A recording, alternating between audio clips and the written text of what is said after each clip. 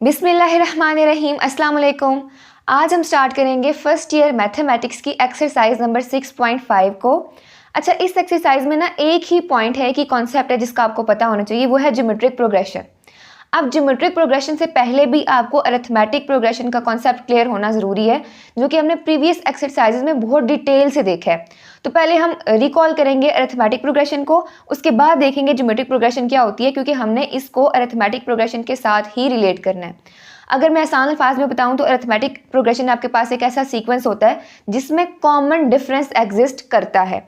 Example ले लें, अगर 1, 3, 5, 7 अप टू सो ऑन, इस तरह का आपके पास कोई भी सीक्वेंस है, तो कॉमन डिफरेंस का क्या मतलब है, आप इन दो टर्म्स का कंसेक्टिव टर्म्स को अगर आप माइनस करो तो वही आंसर आएगा जो आप इन दो टर्म्स को माइनस करके लोगे। यानी कि 3 - 1 करोगे, आंसर क्या आएगा 2। इसी तरह 5 - 3 करोगे, आंसर क्या आएगा 2।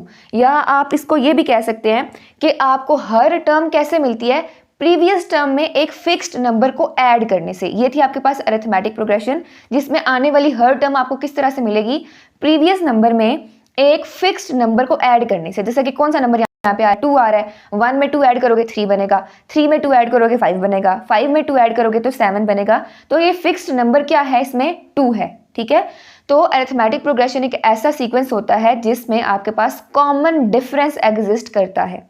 अब देखते हैं कि ये ज्योमेट्रिक प्रोग्रेशन क्या होती है। ये इस टाइप का सीक्वेंस होता है जिसमें आपके पास कॉमन रेशियो एग्जिस्ट करता है। इसमें कॉमन डिफरेंस एग्जिस्ट करता था ना, इसमें कॉमन रेशियो एग्जिस्ट करता है। या दूसरे अल्फाज में कहा जाए, जैसा कि अरिथमेटिक प्रोग्रेशन में एक फिक्स्ड नंबर को ऐड करने से आपको नेक्स्ट टर्म मिलती थी, इसमें एक फिक्स्ड नंबर को मल्टीप्लाई करने से आपको नेक्स्ट टर्म मिलेगी। प्रीवियस टर्म में आप एक फिक्स्ड नंबर को मल्टीप्लाई करोगे, ठीक है, तो क्या मिलेगी आपको, नेक्स्ट टर्म मिलेगी। इसकी एग्जांपल ले लेते हैं। जैसे कि आपके पास कोई सीक्वेंस आ गया 2, 6, 18, 54 अप टू सो ऑन, ठीक है, इस तरह का कोई सीक्वेंस है। आप देखें यहाँ पे आप ऐसा कौन सा नंबर लोगे जिसको मल्टीप्लाई करो तो 6 बनेगा, 2 से मल्टीप्लाई करोगे 3 को तो 6 बनेगा, 6 को 3 से मल्टीप्लाई करोगे 18 बनेगा, 18 को 3 से मल्टीप्लाई करोगे 54 बनेगा। तो जो कॉमन रेशियो है वो आपके पास क्या आ रहा है, यहाँ पे 3 आ रहा है। या आप ये कह सकते हो कि 6 को 2 से डिवाइड करो, 6 divided by 2 is equal to 18 divided by 2 is equal to 54 divided by 18 divided by 6 आएगा, 18 divided by 6 is equal to 54 divided by 18। ठीक है, इन सब का आंसर क्या आएगा 3, ये भी 3 और ये भी क्या आएगा आपके पास 3 ही आएगा। तीनों का आंसर क्या आएगा, इक्वल आएगा। ये है आपके पास अरिथमेटिक प्रोग्रेशन। ठीक है, और कॉमन रेशियो को आर से रिप्रेजेंट करते हैं, ये चीज़ भी याद रखनी है। कॉमन रेशियो को आर से रिप्रेजेंट करते हैं, जैसे कि कॉमन डिफरेंस को हम डी से रिप्रेजेंट करते थे, वैसे ही कॉमन रेशियो को आर से रिप्रेजेंट करते हैं। एक दफ़ा रिपीट कर रही हूँ इसको कि ज्योमेट्रिक प्रोग्रेशन आपके पास क्या होती है, एक कोई भी फिक्स्ड नंबर को मल्टीप्लाई करने से आपको नेक्स्ट नंबर मिलता है, या आप ये कह सकते हो कि कॉमन रेशियो एग्जिस्ट करता है। यानी कि 6 को अगर 2 से डिवाइड करोगे तो जो आंसर आएगा वही आंसर 18 को 6 से डिवाइड करने से आएगा। यानी second term divided by first term is equal to third term divided by second term. यहाँ पे हम ऐड करते थे, यहाँ पे हम क्या कर रहे हैं, मल्टीप्लाई कर रहे हैं। यहाँ पे हम कॉमन डिफरेंस निकालते थे, यहाँ पे हम क्या कर रहे हैं, कॉमन रेशियो निकाल रहे हैं।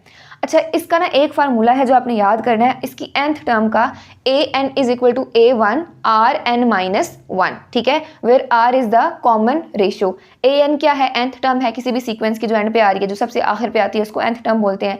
a1 क्या होती है, फर्स्ट टर्म होती है, a2 second term, a3 third term. तो इस फार्मूला के लिए आपको क्या क्या चीज़ें रिक्वायर हैं, अगर आपने nth टर्म फाइंड करनी है, आपको a1 पता होगा, उसके बाद आपको जो है वो कॉमन रेशियो पता होगा, आप आसानी से nth टर्म फाइंड कर सकते हो। अगर आपने बाकी टर्म्स भी फाइंड करनी है वो भी कर सकते हो, जैसे कि अगर आपने a2 फाइंड करना है, a1 आपको पता होना चाहिए, ठीक है, n की वैल्यू 2 पुट करोगे, इधर भी 2 पुट करोगे, r आपको पता होना चाहिए, आपके पास उसका आंसर आ जाएगा। सो ज्योमेट्रिक प्रोग्रेशन के लिए आपने nth टर्म का ये एक फार्मूला याद रखना है। इसके अलावा आपको ये पता होना चाहिए कि प्रोग्रेशन ऐसी है जिसमें कॉमन रेशियो एग्जिस्ट करता है। ओके हो गया। आर का आपको पता होना चाहिए कि सेकंड टर्म को फर्स्ट टर्म से डिवाइड करोगे तो आपको आर मिलेगा। अब चलते हैं अपने क्वेश्चन नंबर 1 की तरफ, देखते हैं उसमें आपको क्या कह रहा है। कहते हैं find the 6th term of the geometric progression, और प्रोग्रेशन आपको गिवन है -6, -3, -3/2 अप टू सो ऑन। अब क्वेश्चन में जो गिवन है पहले वो लिख लो।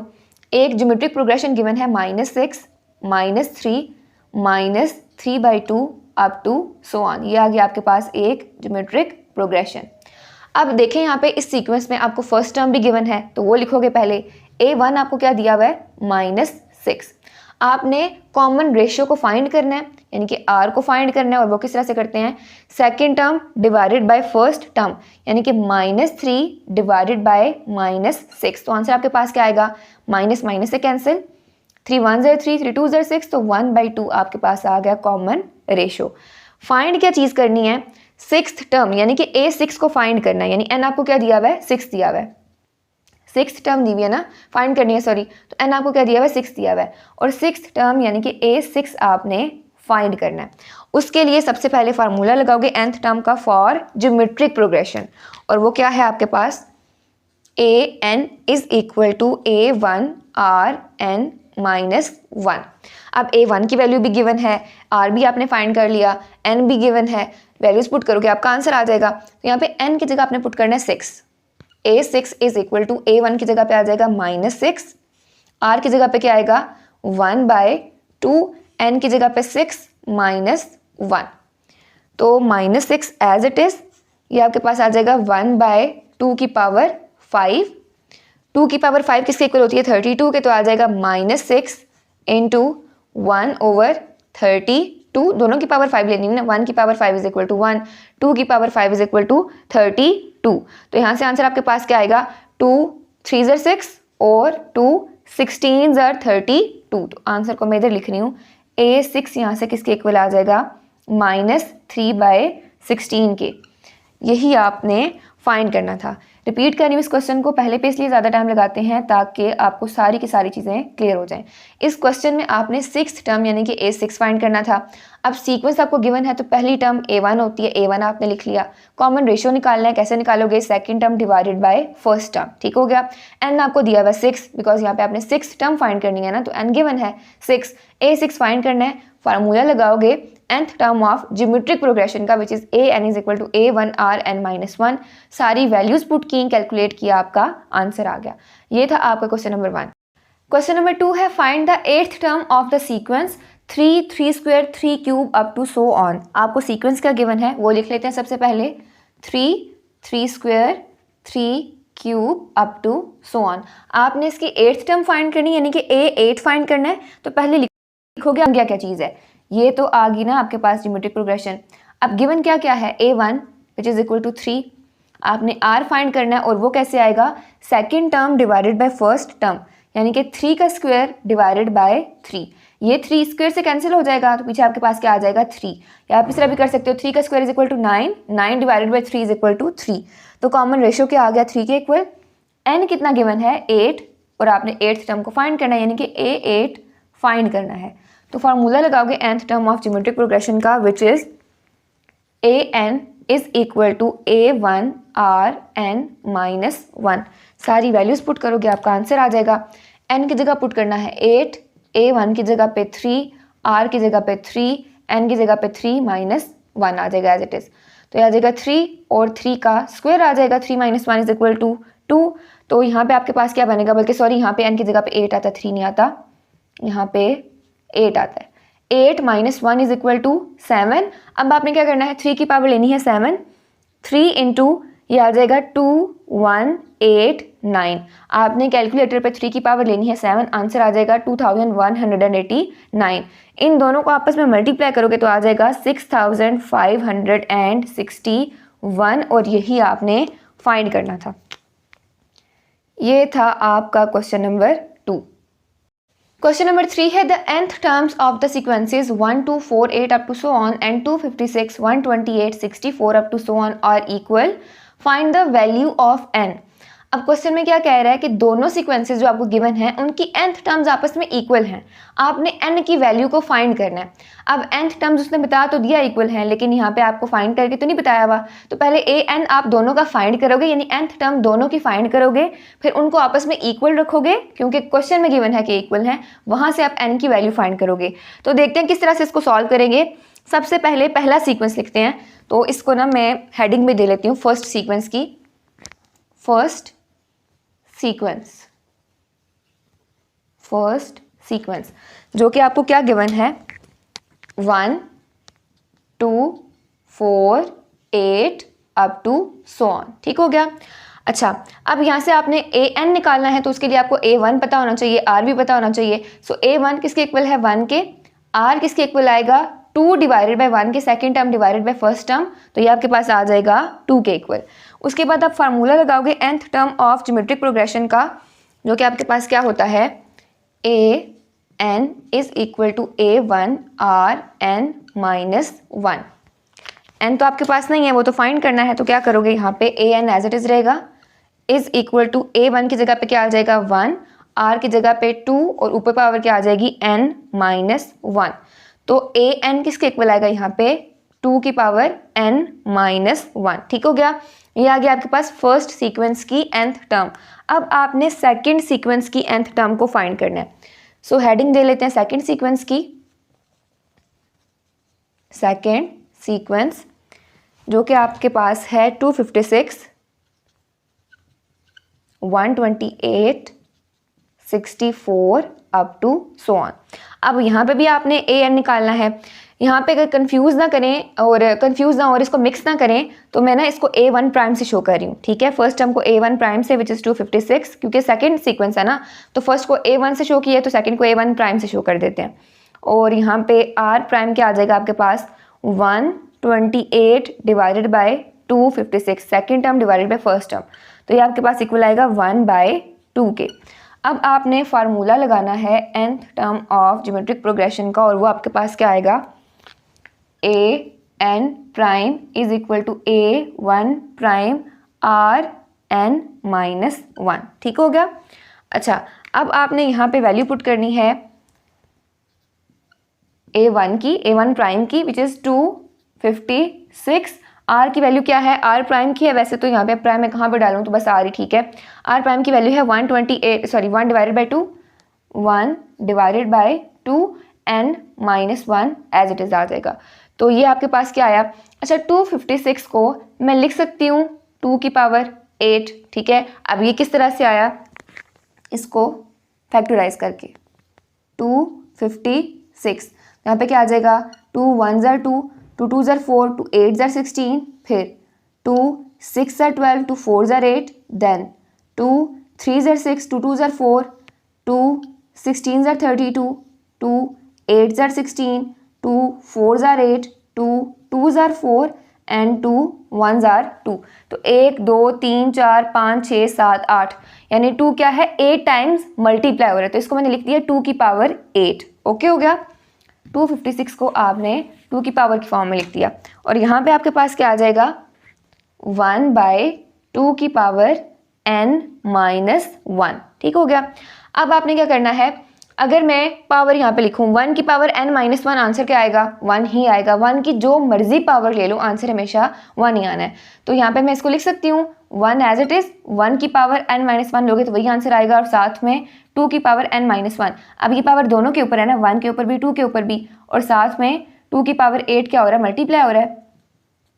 तो इसको ऐसे लिखा जा सकता है 2 power 8 divided by 2 power n minus 1। बस इसको मैं सिंप्लीफाई कर रही हूँ, ए एन प्राइम आ गया ये आपके पास। ठीक है, ये आ गया फर्स्ट सीक्वेंस का, ये आ गया सेकंड सीक्वेंस का। अब अकॉर्डिंग टू द कंडीशन, यहाँ पे आप लिखोगे भी according to the given condition, लिख लो गिवन कंडीशन, दोनों सीक्वेंसेस की जो nth टर्म्स हैं वो आपस में इक्वल हैं, यानी कि ये और ये दोनों आपस में इक्वल हैं, इनको इक्वल पुट करो। ए एन किसके इक्वल है, ए एन प्राइम के, तो इसकी वैल्यूज पुट करते हैं। ए एन किसके इक्वल है 2n माइनस 1 इसकी पावर है, और ये किसके इक्वल है 2 पावर 8 डिवाइडेड बाय 2 की पावर n माइनस 1। ओके हो गया। अच्छा, इसको अब करना है फर्दर सॉल्व। ये 2 की पावर n माइनस 1 इक्वल के उस साइड पे जाके मल्टीप्लाई हो जाएगा, तो क्या बनेगा 2 की पावर n माइनस 1 का स्क्वायर बन जाएगा। ये भी 2 की पावर n माइनस 1 है, ये भी 2 की पावर n माइनस 1 है, दोनों आपस में मल्टीप्लाई होंगे तो क्या बन जाएगा 2 की पावर n माइनस 1 का स्क्वायर इज इक्वल टू 2 की पावर 8। अब इस स्क्वायर को आपने क्या करना है, अंदर मल्टीप्लाई करना है इस पावर 2 को, तो आ जाएगा 2 की power 2n minus 2, 2n minus 2 is equal to 2 की पावर 8। अब यहाँ देखें दोनों बेसिस सेम हैं, आपस में इक्वल भी हैं, इसका मतलब है इनकी पावर्स भी आपस में क्या होंगी, इक्वल होंगी। ऐसे ही है ना, अगर दोनों बेसिस सेम हैं, आपस में इक्वल भी हैं, इट मीन्स इन दोनों की पावर्स भी आपस में इक्वल हैं। तो आप क्या करोगे, पावर्स को कंपेयर कर लोगे बाय कंपेयरिंग। पावर्स को आपने क्या करना है, कंपेयर करना है। तो ये आ जाएगा 2n - 2 इज इक्वल टू 8। यहाँ से n की वैल्यू आप आसानी से निकाल सकते हो, 2 इधर माइनस हो रहा है, उधर जाके प्लस हो जाएगा। सो आ जाएगा 2n इज इक्वल टू 10 और n is equal to 10/2 which is equal to 5। So n की वैल्यू यहाँ से क्या आ गई आपके पास 5, और यही आपने फाइंड करनी थी। इस क्वेश्चन को एक बार फिर देख लेते हैं। दो सीक्वेंसेस गिवन थे, पहले आपने फर्स्ट सीक्वेंस लिखा, उसकी nth टर्म निकाली, ठीक है। फिर आपने सेकंड सीक्वेंस लिखा, उसकी nth टर्म निकाली। ये तो सिंपल था, इसमें ये भी सिंपल है, लेकिन इसमें आपने किया क्या, 256 को 2 की पावर में कन्वर्ट कर दिया, और वो मैंने बताया आपको कि किस तरह से कन्वर्ट करना है। 2 की पावर 8 आ जाएगा, यहाँ भी 2 है ना, तो इस वजह से हमने इसको 2 की पावर में कन्वर्ट किया। अब n-1 दोनों के साथ आ रहा है, ठीक है, ये दोनों की पावर है, 1 की जो मर्जी पावर लो, आंसर 1 ही आएगा। तो 1 एज इट इज आ गया, 2 की पावर आ गई n-1। अब ये 2 की पावर 8 1 के साथ मल्टीप्लाई हो जाएगी, तो आपके पास ये आ गया an प्राइम। ये फर्स्ट सीक्वेंस की nth टर्म, ये सेकंड सीक्वेंस की nth टर्म। अब according to the given condition दोनों की दोनों आपस में इक्वल हैं, दोनों को आपने इक्वल किया, 2 की पावर n-1 इक्वल के उस पर जाकर मल्टीप्लाई होगी, तो ये इनका स्क्वायर बन जाएगा इज इक्वल टू 2 की पावर 8। अगर बेसिस सेम हों और दोनों आपस में इक्वल हों, तो उसका मतलब है उनकी पावर्स भी आपस में इक्वल हैं, तो आप उनको कंपेयर कर सकते हो। तो यहाँ से आ जाएगा 2n - 2 इज इक्वल टू 8। यहाँ से आपने इसको सॉल्व करके n की वैल्यू निकाली विच इज इक्वल टू 5। ये था आपका क्वेश्चन नंबर 3। क्वेश्चन नंबर 4 है, find the first 5 terms of each sequence described. आपने पहली 5 टर्म्स फाइंड करनी है जो भी आपको सीक्वेंसेस दिए हैं उनकी। अब पार्ट नंबर 1 है इसका, a1 is equal to 243 and r is equal to 1/3। आपको a1 और r की वैल्यू दी हुई है, फर्स्ट टर्म आपको ऑलरेडी दी हुई है, आपने पहली 5 फाइंड करनी है। तो a1 तो ऑलरेडी दिया हुआ है, आपने a2, a3, a4 और a5 को फाइंड करना है। सबसे पहले लिख लेते हैं कि आपको गिवन क्या है, a1 which is equal to 243 और r which is equal to 1/3, और बाकी 4 टर्म्स जो बच जाएंगी वो आपने फाइंड करनी है। उसके लिए सबसे पहले ज्योमेट्रिक प्रोग्रेशन की nth टर्म का फार्मूला लिखोगे which is an is equal to a1 rn-1। a1 तो ऑलरेडी, a2 फाइंड करना है, तो n की जगह पे क्या पुट करोगे, 2 पुट करोगे, तो ये किसके इक्वल आ जाएगा, a2 is equal to a1 r की पावर 2 - 1। 2 - 1 इज इक्वल टू 1, तो मैं इसको डायरेक्ट लिख रही हूँ 1। जैसा कि अरिथमेटिक प्रोग्रेशन में हमने देखा था ना, a2 किसके इक्वल आता था, a1 + d। a3 किसके इक्वल आता था, a2 + 2d। इसी तरह यहाँ पे क्या हो रहा है, a2 किसके इक्वल आया, r की पावर 1, a3 किसके इक्वल आएगा, r², a4 किसके इक्वल आएगा, r³। जैसे यहाँ पे एक एक करके, a2 है तो 1d है, 3 है तो 2d है, 4 है तो 3d है, करते करते एक एक कम होता था ना, इसी तरह यहाँ पे पावर भी आपकी कम होगी। a2 लिखा हुआ है तो पावर 1 लिख दो, a3 लिखा हुआ है पावर 2 लिख दो, ठीक है, इस तरह से आपने करना है। अच्छा, यहाँ पे क्या आ जाएगा, a1 की जगह पे 243, r की जगह पे 1/3 की पावर 1, तो मतलब 1/3 ही आएगा। अब 3 को आपने इसके साथ क्या करना है, काटना है, तो क्या आ जाएगा, यानी 243 डिवाइडेड बाई 3 आपके पास आ जाएगा 81, ठीक है, 81। 3 1s are 3, 3 8s are 24 and 3 1s are 3। तो a2 की वैल्यू क्या आई, 81। अब आपने a3 फाइंड करना है, n की जगह पे 3 पुट कर दो इसमें, तो a3 is equal to a1 r का स्क्वायर आ जाएगा, n-1 है ना, तो r का स्क्वायर आ जाएगा। a1 की जगह पे क्या आएगा, 243, r की जगह पे आएगा 1/3 का स्क्वायर, तो ये क्या बन जाएगा, 243 इंटू 1/9, 3 का स्क्वायर इज इक्वल टू 9। 1 की जो मर्जी पावर लो, आंसर 1 ही आना है। 243 को डिवाइड करोगे 9 से, आपके पास आ जाएगा 27। सो a3 की वैल्यू यहाँ से क्या आई, 27। इसी तरह आपने a4 और a5 की वैल्यू को फाइंड करना है। a4 आ जाएगा, n की जगह पे 4 पुट कर रहे हैं, तो आ जाएगा a1 r की power 3, 4 - 1 is equal to 3। a1 की जगह पे पुट करोगे 243, r की जगह पे पुट करोगे 1/3 और इसका लेना है क्यूब, तो ये आ जाएगा 243 इंटू 1/27, 3 का क्यूब इज इक्वल टू 27। 243 को डिवाइड करोगे 27 से, आपके पास आ जाएगा 9, और यही है आपकी a4 की वैल्यू। इसी तरह a5 भी फाइंड करना है, तो वो किसके इक्वल आ जाएगा, n की जगह 5 पुट करो, a1 r की पावर 4, a1 की जगह पे क्या आएगा 243, r की जगह पे 1/3 और इसकी पावर 4। 243 इंटू 1/3 की पावर 4 लोगे तो आंसर आएगा 1/81। 243 को 81 से डिवाइड करो, आपके पास आ जाएगा 3। सो A5 की वैल्यू क्या आ गई? 3। यही आपने फाइंड करनी थी 5 वैल्यूज़, पहली 5। A1 ऑलरेडी दिया हुआ है 243, A2 आ गया 81, A3 आ गया 27, A4 is equal to 9 and A5 is equal to 3। These are the first 5 terms of this sequence. ये था आपका पार्ट नंबर 1। पार्ट नंबर 2 है A1 is equal to 579 and R is equal to -1/2। तो पहले जो given है वो लिख लो, A1 is equal to 579 and R is equal to -1/2। Find आपने क्या करना है, पहली 5 टर्म्स, पहली दी हुई है, दूसरी से शुरू करना है और 5वीं तक जाना है। A n किसके इक्वल होता है? A1 R n -1। सबसे पहले क्या लिखोगे? nth term of geometric progression का फार्मूला। उसके बाद यहाँ पे आपने वैल्यूज पुट करते जाना है। n की जगह पे पहले 2, तो A2 is equal to A1 R as it is आ जाएगा। 2 - 1 इज इक्वल टू 1 होता है, सो R एज इट इज़ आएगा। अब यहाँ पे क्या आ जाएगा? A1 की वैल्यू पुट करोगे 579 और R की वैल्यू पुट करोगे विच इज़ -1/2। तो ये आंसर आएगा -579/2। इसको पॉइंट्स में नहीं लेके जाना, फ्रैक्शन में ही लिखना है। A2 is equal to -579/2। Next आपने A3 फाइंड करना है, तो वो किसके इक्वल आ जाएगा? A1 R का स्क्वायर। A1 की जगह पे आएगा 579, R की जगह पे -1/2 का स्क्वायर। तो -1 का स्क्वायर क्या हो जाएगा? +579 इंटू 1/4, यानी कि A3 की वैल्यू आएगी आपके पास 579/4। इसी तरह A4 और A5 फाइंड करोगे, n की जगह पे 4 पुट करो, आ जाएगा A4 is equal to A1 R cube, R की पावर 3 आ जाएगी। A1 की जगह पे आएगा 579 और R की जगह पे आएगा -1/2 का क्यूब। तो आ जाएगा 579 इंटू -1/8। ठीक हो गया? अच्छा, ये चीज़ आपने याद रखनी है, अगर माइनस साइन की पावर या -1 की पावर ऑड लो तो आंसर माइनस में आता है, इवन लो तो आंसर प्लस में आता है। ये मैं तकरीबन काफ़ी सारी वीडियोस में बता के आ चुकी हूँ। -1 इंटू -1 इंटू -1, ये आगे पावर ऑड और ये आगे पावर इवन। तो minus minus plus, plus minus फिर माइनस हो जाएगा, और इवन में माइनस माइनस प्लस हो जाएगा। सो -1 की पावर जब भी इवन होगी आंसर प्लस में आएगा, और ऑड होगी तो आंसर हमेशा माइनस में आएगा। सो -1/8 आ जाएगा, तो आएगा -579 डिवाइडेड बाय 8। ठीक हो गया?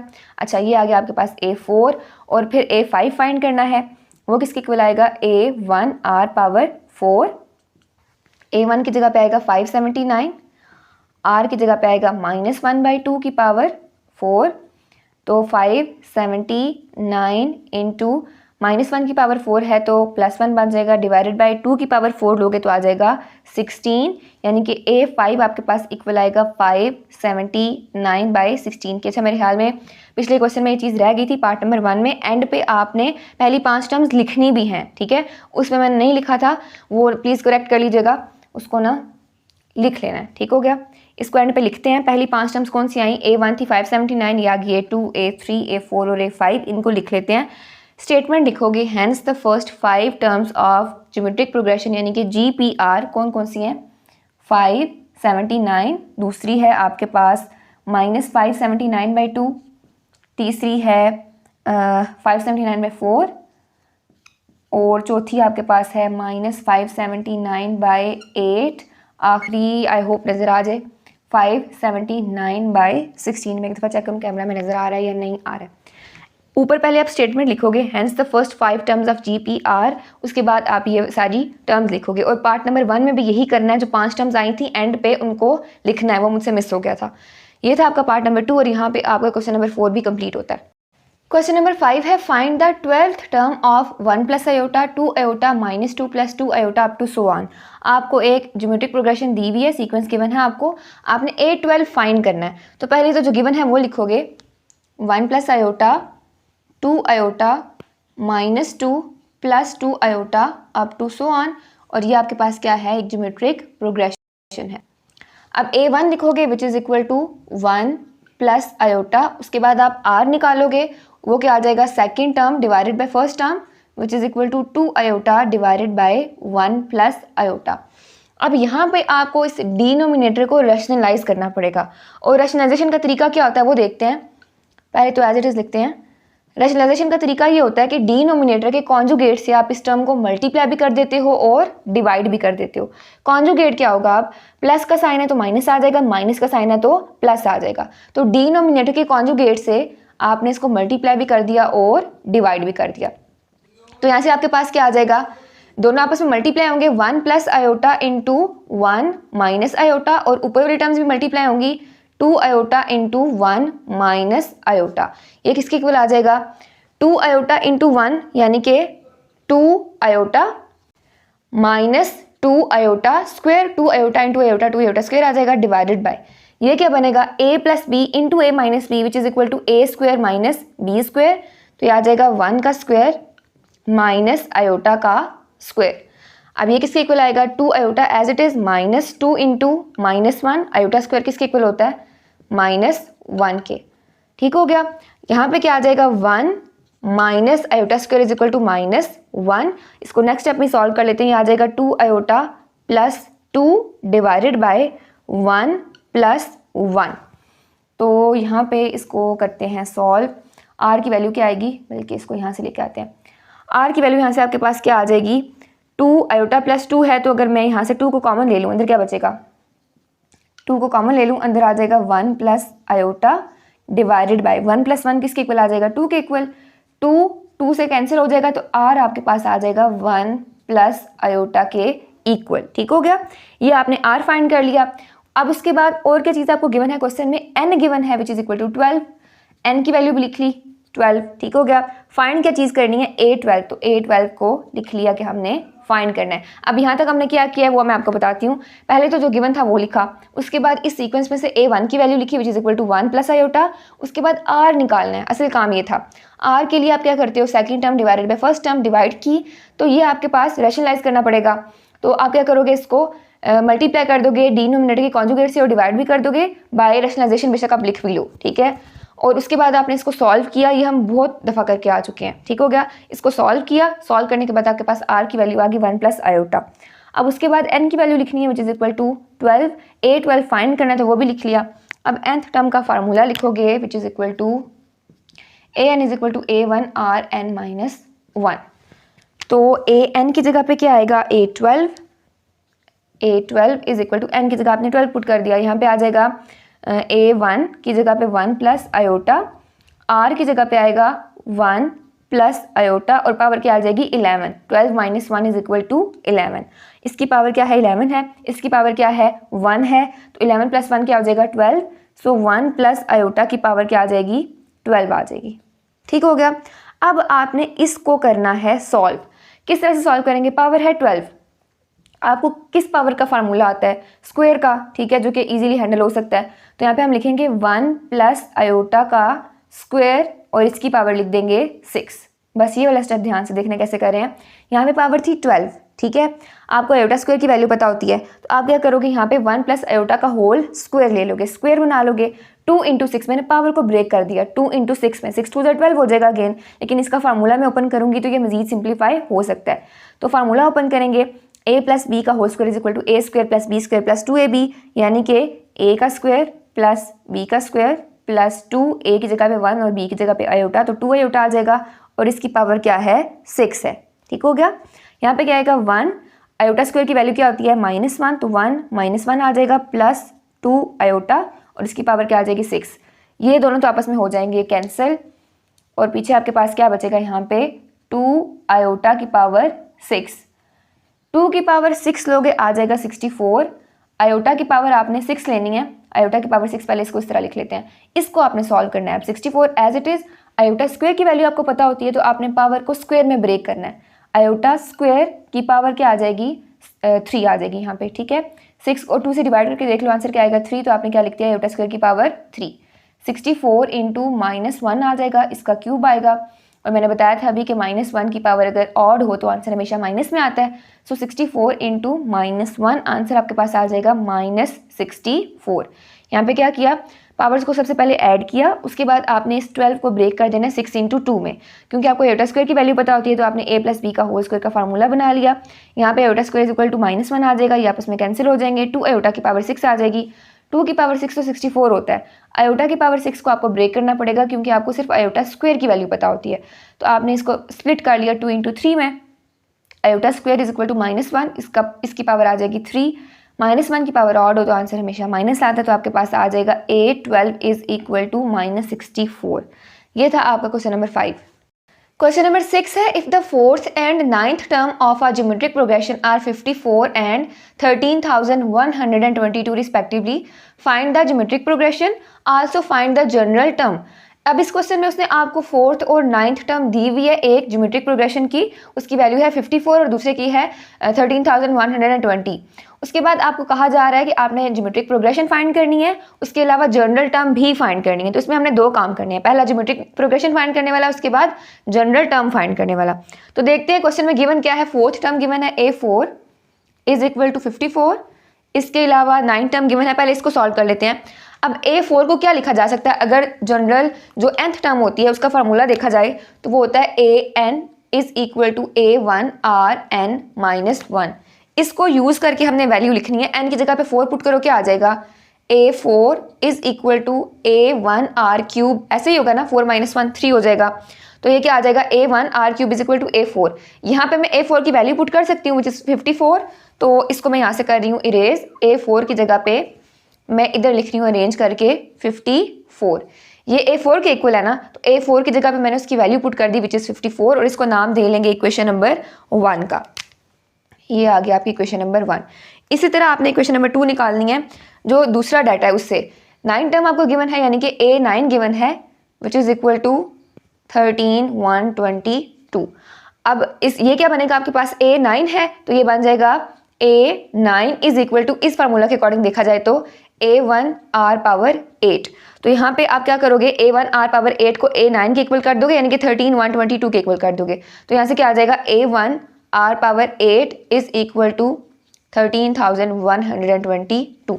इसको आप नाम दे लो इक्वेशन नंबर 2 का।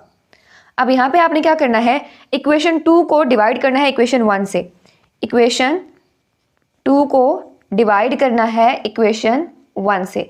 अरिथमेटिक प्रोग्रेशन में हम क्या करते थे, ऐड या सब्ट्रैक्ट करते थे, यहाँ पे आपने डिवाइड करना है। तो क्या आ जाएगा A1 R8 over A1 R cube is equal to 13,122 divided by 54। A1 से कैंसिल हो जाएगा, यहाँ से आप पहले R की वैल्यू निकालोगे, उसके बाद आप A1 की वैल्यू निकालोगे। तो ये क्या आ जाएगा, यहाँ पे R की पावर 8 है, ये 3 नीचे प्लस हो रहा है, ऊपर जाके क्या हो जाएगा माइनस, तो R की पावर क्या आ जाएगी 8 माइनस 3 इज इक्वल टू, इसको आप डिवाइड करोगे आंसर आ जाएगा 243। 8 माइनस 3 इज इक्वल टू 5, तो R की पावर आ जाएगी 5 इज इक्वल टू 243 को आपने करना है फैक्टराइज, ठीक है। तो फैक्टराइज करने के बाद आपके पास आ जाएगा 3 पावर 5। किस तरह से फैक्टराइज करते हैं, इस तरह से 243 है, 3 8 ज़ा 24, 3 1 ज़ा 3, 3 2 ज़ा 6 और 3 7 ज़ा 21, 3 9 ज़ा 27, 3 3 ज़ा 9, 3 1 ज़ा 3। तो 1 2 3 4 5 टाइम्स आ गया आपके पास 3, तो मैंने 3 की पावर यहाँ पे 5 लिख दी। अब यहाँ पे देखें पावर्स दोनों की सेम है, इट मीन्स बेसिस भी दोनों की इक्वल होंगी, दोनों की पावर सेम है ना, तो बेसिस भी दोनों की इक्वल होंगी। यहाँ से R किसके इक्वल आ जाएगा 3 के इक्वल। हो गई R की वैल्यू फाइंड। अब आपने क्या करना है, इस R की वैल्यू को चाहो तो इक्वेशन नंबर 1 में पुट करो, चाहो तो 2 में पुट करो, आपका A1 का आंसर आ जाएगा। सो मैं यहाँ पे लिख रही हूँ by putting value of R in equation 1। तो यहाँ से देखते हैं क्या आएगा, A1 as it is, R की जगह पे क्या आ जाएगा 3 और इसका cube is equal to 54। A1 as it is, 3 का क्यूब किसके इक्वल होता है आपके पास 27 के, तो यहाँ पे आ जाएगा 27 इज इक्वल टू 54। ये जो जाके होगा डिवाइड, तो A1 is equal to 54 bye 27 और A1 की वैल्यू यहाँ से क्या आ जाएगी 2। हो गया फाइंड। अब क्वेश्चन में उसने कहा था कि आपने जनरल टर्म फाइंड करनी है और ज्योमेट्रिक प्रोग्रेशन भी बनानी है। सो जनरल टर्म किस तरह से आएगी, मतलब आपने AN बेसिकली फाइंड करना है। तो यहाँ पे AN फाइंड कर लेते हैं। उसका फार्मूला क्या होता है आपके पास, AN is equal to A1 RN minus 1। तो यहाँ पे आप वैल्यू लिखोगे A1 की भी और R की भी। A1 क्या आया है 2, आर क्या है आपके पास यहाँ पे 3, तो 3 की पावर क्या आ जाएगी n-1, ठीक है। यही आपकी जनरल टर्म है 2 इंटू 3 की पावर n-1 जो आपने फाइंड करनी थी, ठीक है। ये दूसरी चीज़ तो हो गई, फाइंड द जनरल टर्म। अब आपने क्या करना है, ज्योमेट्रिक प्रोग्रेशन फाइंड करनी है। सो ज्योमेट्रिक प्रोग्रेशन किस फॉर्म में होती है, a1 r then a1 r square then a1 r cube up to so on, ठीक है। ऊपर आप बेशक लिख भी दोगे required geometric progression is statement लिख के उसके बाद ये वाली ज्योमेट्रिक प्रोग्रेशन आपने लिखनी है a1 r स्क्वायर। ये हमने वीडियो के स्टार्ट में देखा था कि किस तरह से बनती है। अच्छा, अब यहाँ पे आपने क्या करना है, इनकी वैल्यूज पुट करनी है ताकि आपके पास असल फॉर्म बन जाए इसकी। बल्कि इसी से पुट कर लेते हैं। a1 की जगह पे क्या आएगा, यहाँ पे 2, a1 की जगह पे 2 इंटू आर की जगह पे क्या आएगा आपके पास, आर की वैल्यू क्या थी 3, 2 इंटू 3 यहाँ पे क्या आ जाएगा 2 इंटू 3 का square up to so on. तो इसको सॉल्व करो, आ जाएगा 2, 3 2 ज़ार 6, 3 का स्क्वायर क्या होता है 9, 9 2 ज़ार 18 अप टू सो ऑन। तो ये है आपके पास रिक्वायर्ड ज्योमेट्रिक प्रोग्रेशन। इस क्वेश्चन को एक दफ़ा फिर देख लेते हैं। फोर्थ टर्म गिवन थी, पहले वो लिखी, आपने इनसे ना इक्वेशंस बनानी है। फिर कह रही हूँ कि अगर अरिथमेटिक प्रोग्रेशन आपको आता है तो ये उससे मिलता जुलता है, बस वहाँ पे हम एडिशन करते थे, यहाँ पे डिवीजन या मल्टीप्लिकेशन यूज़ हो रही है। तो यहाँ पे पहले आपने a4 की वैल्यू लिखी, फिर an वाले फार्मूला में इसको पुट करके इक्वेशन बना ली। इसी तरह a9 की वैल्यू लिखी, उसकी भी इक्वेशन बना ली। यहाँ पे आपने इक्वेशंस को डिवाइड करना है, जैसे अरिथमेटिक प्रोग्रेशन में ऐड करते थे या सब्ट्रैक्ट करते थे, इधर डिवाइड होगा। दोनों को डिवाइड किया, पहले r की वैल्यू निकाली, फिर r की वैल्यू को चाहो तो 1 में पुट करो, चाहो तो 2 में पुट करो, आपके पास a1 का आंसर आ जाएगा। यहाँ से उसने कहा था कि जनरल टर्म फाइंड करनी है, मतलब आपने an का फार्मूला लगाना है, आपने एक जनरल टर्म उसकी फाइंड कर ली a1 और r की वैल्यू पुट करके। उसके बाद जो ज्योमेट्रिक प्रोग्रेशन होती है वो किस फॉर्म में होती है, जैसे जो आपके पास अरिथमेटिक होती थी वो क्या थी a1, उसके बाद a1 plus d, a1 plus 2d, a1 plus 3d, यहाँ पे क्या है a1 r square a1 r cube up to so on. तो उसमें आपने a1 और r की वैल्यू पुट की, आपके पास ज्योमेट्रिक प्रोग्रेशन आ गई। ये था आपका क्वेश्चन नंबर 6। क्वेश्चन नंबर 7 है, if a b c and d are in geometric progression prove that. इसका पहला पार्ट है a minus B, B minus c, सी minus D are in geometric progression. अब कोई भी नंबर जो है आपके पास वो ज्योमेट्रिक प्रोग्रेशन में कब होंगे, जब कॉमन रेशियो एग्जिस्ट करेगी। ये चीज़ आपने याद रखनी है, यानी कि second term divided by first term is equal to third term divided by second term, ठीक हो गया। जैसे अरिथमेटिक प्रोग्रेशन में क्या होता था, second term minus first term is equal to third term minus second term. वहाँ पे हम माइनस करते थे, यहाँ पे हम डिवाइड करेंगे। तो इस क्वेश्चन को स्टार्ट करने से पहले, पार्ट नंबर 1 से भी पहले, आपने इनको यूज़ करके a b c और d को यूज़ करके b c और d की वैल्यू निकालनी है। देखते हैं किस तरह से करेंगे। और ये वाला जो पार्ट में भी करने लगी हूँ ना, ये तीनों पार्ट्स में यूज़ होगा, यानी जो पार्ट नंबर इसका 1 है, फिर आगे 2 है, 3 है, तीनों पार्ट्स में ये वाला पार्ट यूज़ होना है। a b c और d को यूज़ करके हम वैल्यूज़ निकालेंगे। अब देखते हैं किस तरह से। ये ज्योमेट्रिक प्रोग्रेशन में है, और जब ज्योमेट्रिक प्रोग्रेशन में होते हैं तो उसका क्या मतलब है कि कॉमन रेशियो एग्जिस्ट करता है। पहले आप ये स्टेटमेंट लिखोगे, since a b c d are in geometric progression, ठीक है, so there exist, ये स्टेटमेंट लाजमी लिखनी है, so there exist common ratio, ठीक हो गया।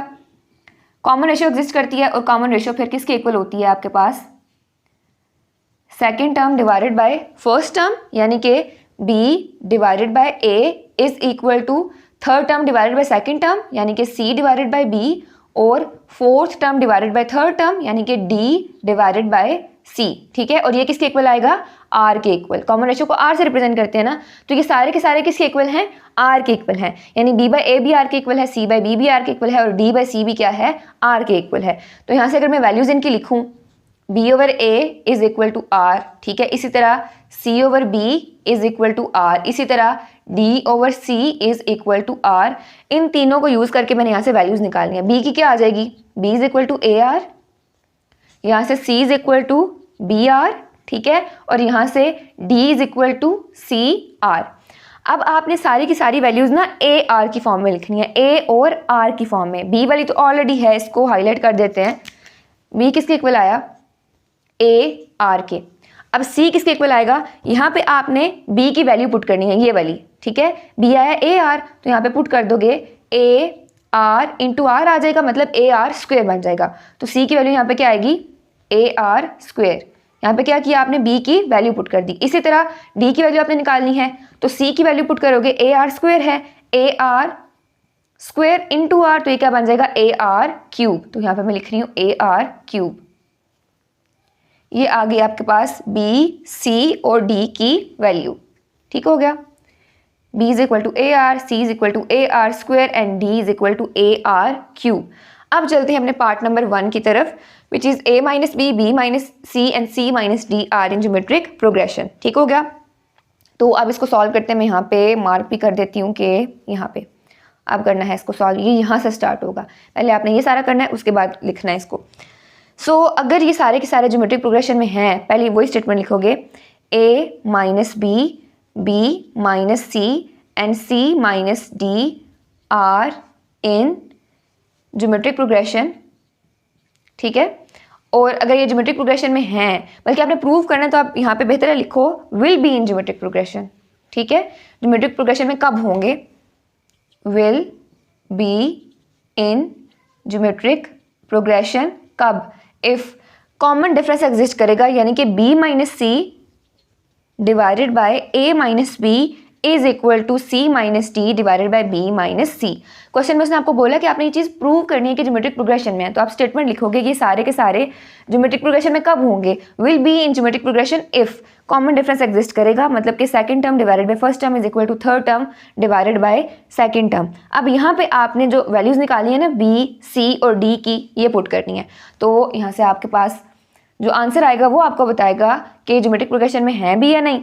सो b की जगह पे क्या आ जाएगा ए आर, c की जगह पे क्या आएगा A are square divided by a की जगह पे क्या आएगा, a की जगह पे आप a ही रहने दो, a की कोई वैल्यू नहीं है, a ही रहेगा, और b की जगह पे क्या आ जाएगा again A R is equal to, आगे c माइनस डी है तो c की जगह पे क्या आएगा ए आर क्यूब माइनस, इसके अलावा उसके बाद क्या है c minus D divided by b minus C. d की जगह पे क्या आएगा पहले ए आर स्क्वायर है, यहाँ पे क्यूब नहीं है, c is equal to A R square, d is equal to A R cube divided by b क्या है ए आर माइनस c क्या है ए आर स्क्वायर। ओके हो गया। आपने क्या किया, यहाँ पे b, c और d की वैल्यूज पुट कर दी। अब यहाँ से देखते हैं क्या आएगा।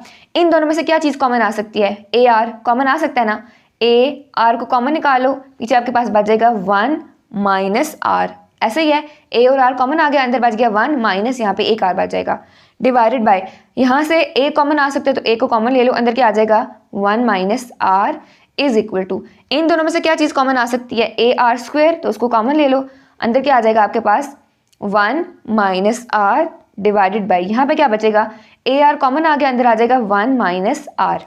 अब देखें ये तो आपस में हो जाएंगे कैंसिल, 1 माइनस आर से कैंसिल हो जाएगा, यहाँ पे ए से कैंसिल हो जाएगा, पीछे क्या बचा आर इज इक्वल टू, यहाँ पे देखो ए से कैंसिल हो जाएगा, ये वाला आर इस स्क्वायर से कैंसिल होगा, तो पीछे आपके पास सिर्फ एक आर बचेगा, r is equal to r आ गया ना, इट मीन्स कि कॉमन रेशियो एग्जिस्ट कर रहा है। ठीक है, इट मीन्स मैं कॉमन रेशियो को सी आर से रिप्रेजेंट कर रही हूँ, कॉमन रेशियो एग्जिस्ट आप यहाँ पे लिखोगे। ठीक है, और एंड पे आपने स्टेटमेंट लिख देनी है एक, which shows that A minus B, B minus C and C minus D are in geometric progression.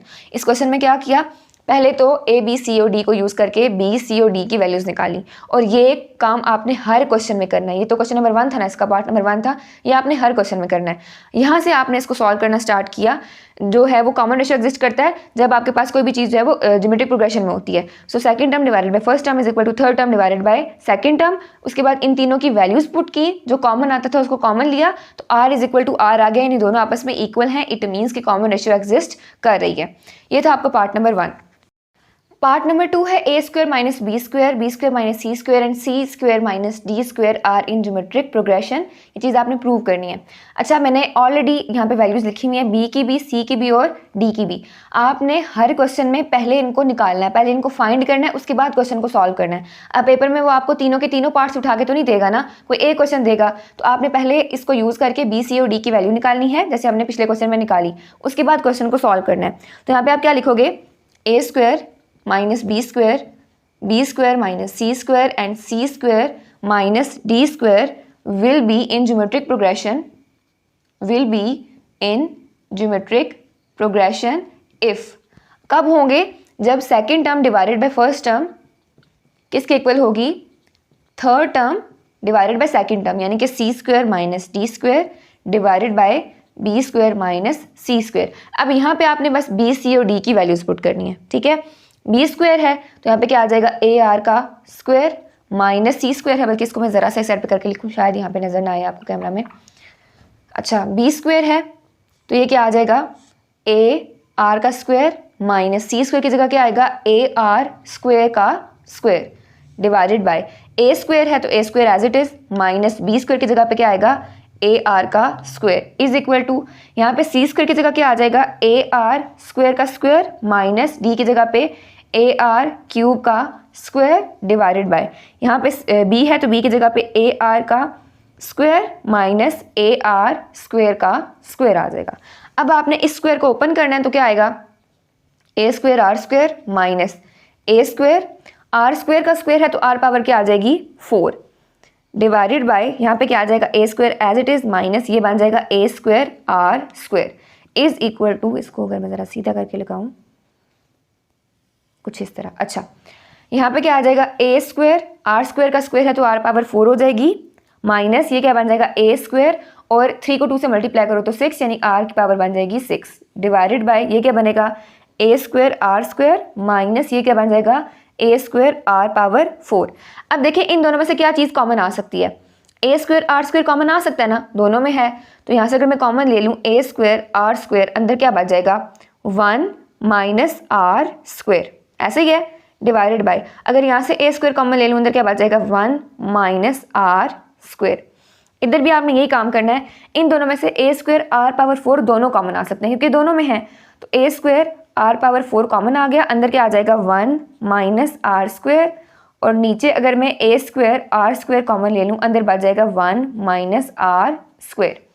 ये आपस में कैंसिल हो जाएंगे, ये भी आपस में कैंसिल हो जाएंगे, ए स्क्वायर भी आपस में कैंसिल हो जाएंगे, पीछे क्या बचा आर स्क्वायर, क्या बच गया R square is equal to, यहाँ पे देखें आर पावर 4 है, यहाँ पे आर की पावर 2 है, 2 पर जाके माइनस हो जाएगा तो क्या बन जाएगा पीछे क्या बचेगा पीछे आर स्क्वायर बच जाएगा, ठीक है। बेशक आप इसको माइनस कर ही लो, आर पावर 4 माइनस 2 तो क्या बन जाएगा आर स्क्वायर बन जाएगा, ठीक हो गया।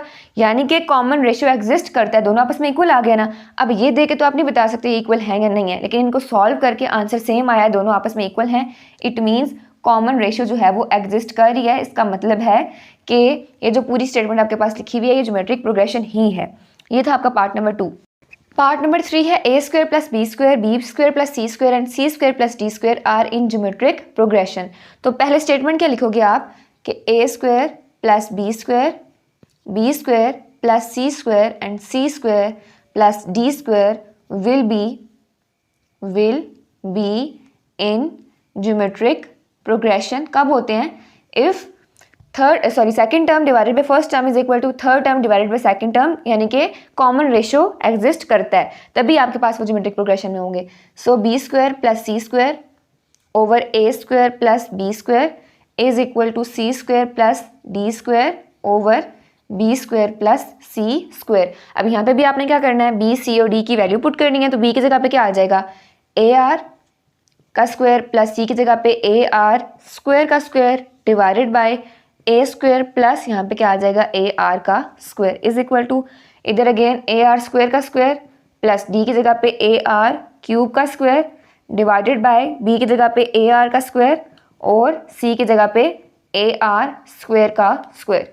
स्क्वायर ओपन करोगे आ जाएगा A are square plus A square R square, यहाँ पे आएगा दोनों पे स्क्वायर है, ए square R power 4 divided by A square plus A square R square is equal to A square R power 4 आ जाएगा plus A square R power 6 आ जाएगा, 3 2 से 6 हो जाएगा, A square R square plus A square R power 4। अब यहाँ पे देखें क्या क्या चीज़ कॉमन आ सकती है, इसमें से ए स्क्वायर आर स्क्वायर कॉमन आ जाएगा, अंदर बचेगा 1 प्लस आर स्क्वायर, बिल्कुल पिछले क्वेश्चन की तरह, बस वहाँ पे माइनस का साइन था, यहाँ पे प्लस का साइन है, बाकी सारा सेम है। यहाँ पे ए स्क्वायर कॉमन आ जाएगा, अंदर आ जाएगा 1 प्लस आर स्क्वायर। इसी तरह यहाँ पे ए स्क्वायर आर पावर 4 कॉमन आएगा, अंदर आ जाएगा 1 प्लस आर स्क्वायर और नीचे ए स्क्वायर आर स्क्वायर कॉमन आ जाएगा, अंदर आ जाएगा 1 प्लस आर स्क्वायर। ये आपस में कैंसिल, इधर भी कैंसिल, ए स्क्वायर भी कैंसिल, इधर भी कैंसिल। यहाँ पे क्या बच गया आपके पास R square is equal to, यहाँ क्या बच गया आर पावर 4 माइनस 2, तो R square is equal to R square. It means common ratio exist कर रहा है, इसका मतलब क्या हुआ कि ये आपके पास एक ज्योमेट्रिक प्रोग्रेशन ही है। ये था आपका पार्ट नंबर 3 और यहाँ पे आपका क्वेश्चन नंबर 7 भी कंप्लीट होता है। क्वेश्चन नंबर 8 है if p plus qth term of a geometric progression bm and p minus qth term bn then find pth term. अब क्वेश्चन में उसने आपको क्या चीज़ दी हुई है पहले वो लिखते हैं तभी क्वेश्चन समझ आएगा। p प्लस क्यूथ टर्म यानी कि a p प्लस q आपको दिया हुआ है, b m यानी कि m के इक्वल दिया हुआ है, ठीक हो गया। इसके अलावा और क्या दिया हुआ है, p माइनस क्यूथ टर्म यानी कि a p माइनस क्यू आपको क्या दिया हुआ है, n दिया हुआ है। आपने फाइंड क्या चीज़ करनी है, pth टर्म फाइंड करनी है यानी कि a p आपने फाइंड करना है। ओके हो गया। अब फाइंड करेंगे किस तरह से, सबसे पहले आपने nth टर्म का लिखना है formula for geometric progression, a n is equal to a1 r n minus 1, ठीक है। अब यहाँ पे आपने क्या करना है, a p प्लस क्यू दिया हुआ है तो n की जगह पे आप क्या पुट करोगे, a p प्लस क्यू, ठीक है, sorry p plus Q only. n की जगह पे आपने क्या पुट करना है, p प्लस क्यू। इसी तरह p माइनस क्यू पुट करेंगे। पहले p प्लस क्यू पुट करके देखते हैं क्या आता है। n की जगह पे आ जाएगा a p plus Q is equal to a1 r, n की जगह पे क्या आएगा, p प्लस क्यू और माइनस 1 आ जाएगा। ओके हो गया। अब a p प्लस क्यू किसके इक्वल है, m के इक्वल है, तो यहाँ पे आप m पुट कर दोगे। मैं इसको अरेंज करके लिख रही हूँ, a1 r p plus Q minus 1 is equal to m आ जाएगा। ऐसी ही इक्वेशन हम अरिथमेटिक प्रोग्रेशन में भी बनाते थे और यहाँ पे भी बना रहे हैं। अगर आपको इस तरह से जैसे p प्लस क्यूथ टर्म दी हुई है या p माइनस क्यूथ टर्म दी हुई है तो आप क्या करते हो, जो जनरल फार्मूला होता है nth टर्म का उसमें n की जगह पे ये वैल्यू पुट करते हो जो यहाँ पे दी हुई होती है, ठीक हो गया। और देन आप इक्वेशंस बनाते हो, उसके बाद आप सॉल्व करते हो। अब यहाँ पे इसकी इक्वेशन क्या बनेगी, ये तो आपके पास आ गई। इसकी इक्वेशन क्या बनेगी, इसको भी मैं नीचे बना रही हूँ।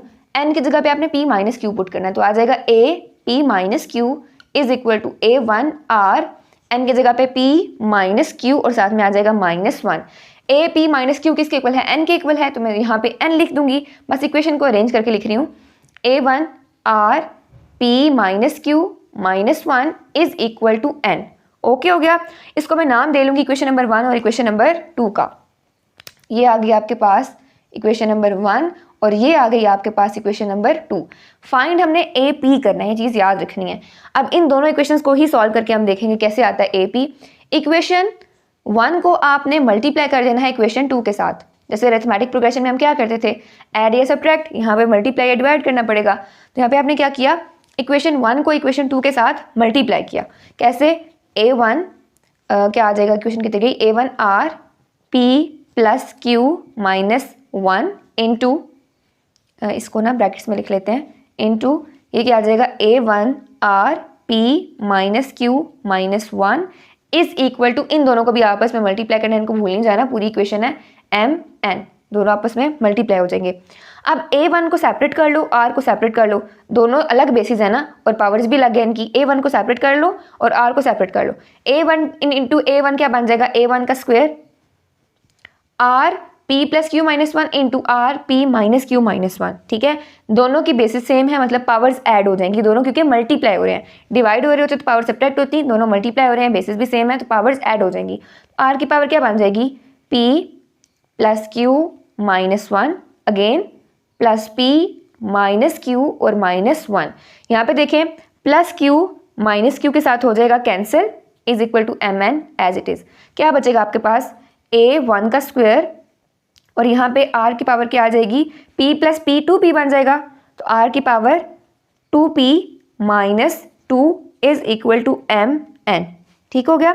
अब अगर मैं इसको इस फॉर्म में लिखूँ, a1 की पावर 2 है और r की पावर, इन दोनों में से अगर मैं 2 कॉमन ले लूँ, ठीक है, या इसको इस फॉर्म में लिखते हैं, p माइनस 1 का स्क्वायर लिखा जा सकता है ना, कोई फर्क तो नहीं पड़ेगा। इसको मैं स्क्वायर की फॉर्म में क्यों लिख रही हूँ वो भी आगे चल के देखते हैं, क्योंकि हमने इसका स्क्वायर रूट लेना है, हमें ए पी की वैल्यू चाहिए, ठीक है। ए पी की वैल्यू कैसे आएगी वो हम यहाँ से देखते हैं अभी। अच्छा, a1 का स्क्वायर, ये इसको लिखा जा सकता है ना p माइनस 1 का स्क्वायर। अगर मैं 2 दोनों में से कॉमन ले लूँ, यहाँ पर मैं आपको लेके दिखाती हूँ, 2p माइनस 2 है ना, दोनों में से अगर 2 कॉमन ले लूँ तो अंदर क्या आ जाएगा, p माइनस 1, ऐसे ही है। सॉरी r था यहाँ पे, a नहीं था, ये r है, सो r की पावर हम लिख रहे हैं, ये भी r है। अगर मैंने 2 कॉमन ले लिया, अंदर क्या बचेगा, p माइनस 1, तो मैंने इसको इसी फॉर्म में लिख दिया, p माइनस 1 का स्क्वायर, स्क्वायर मैंने बाहर लिख दिया। ओके हो गया। अब आपने क्या करना है, दोनों साइड्स पे लेना है स्क्वायर रूट। क्या करेंगे, दोनों साइड पे स्क्वायर रूट लेंगे। तो वो आपके पास क्या आ जाएगा, a1 का स्क्वायर r p माइनस 1 का square is equal to m n का स्क्वायर रूट, और इधर भी क्या आ जाएगा, स्क्वायर रूट। ये स्क्वायर रूट से गया, ये स्क्वायर भी स्क्वायर रूट से गया, तो क्या आ जाएगा, a1 r p minus 1 is equal to square root m n।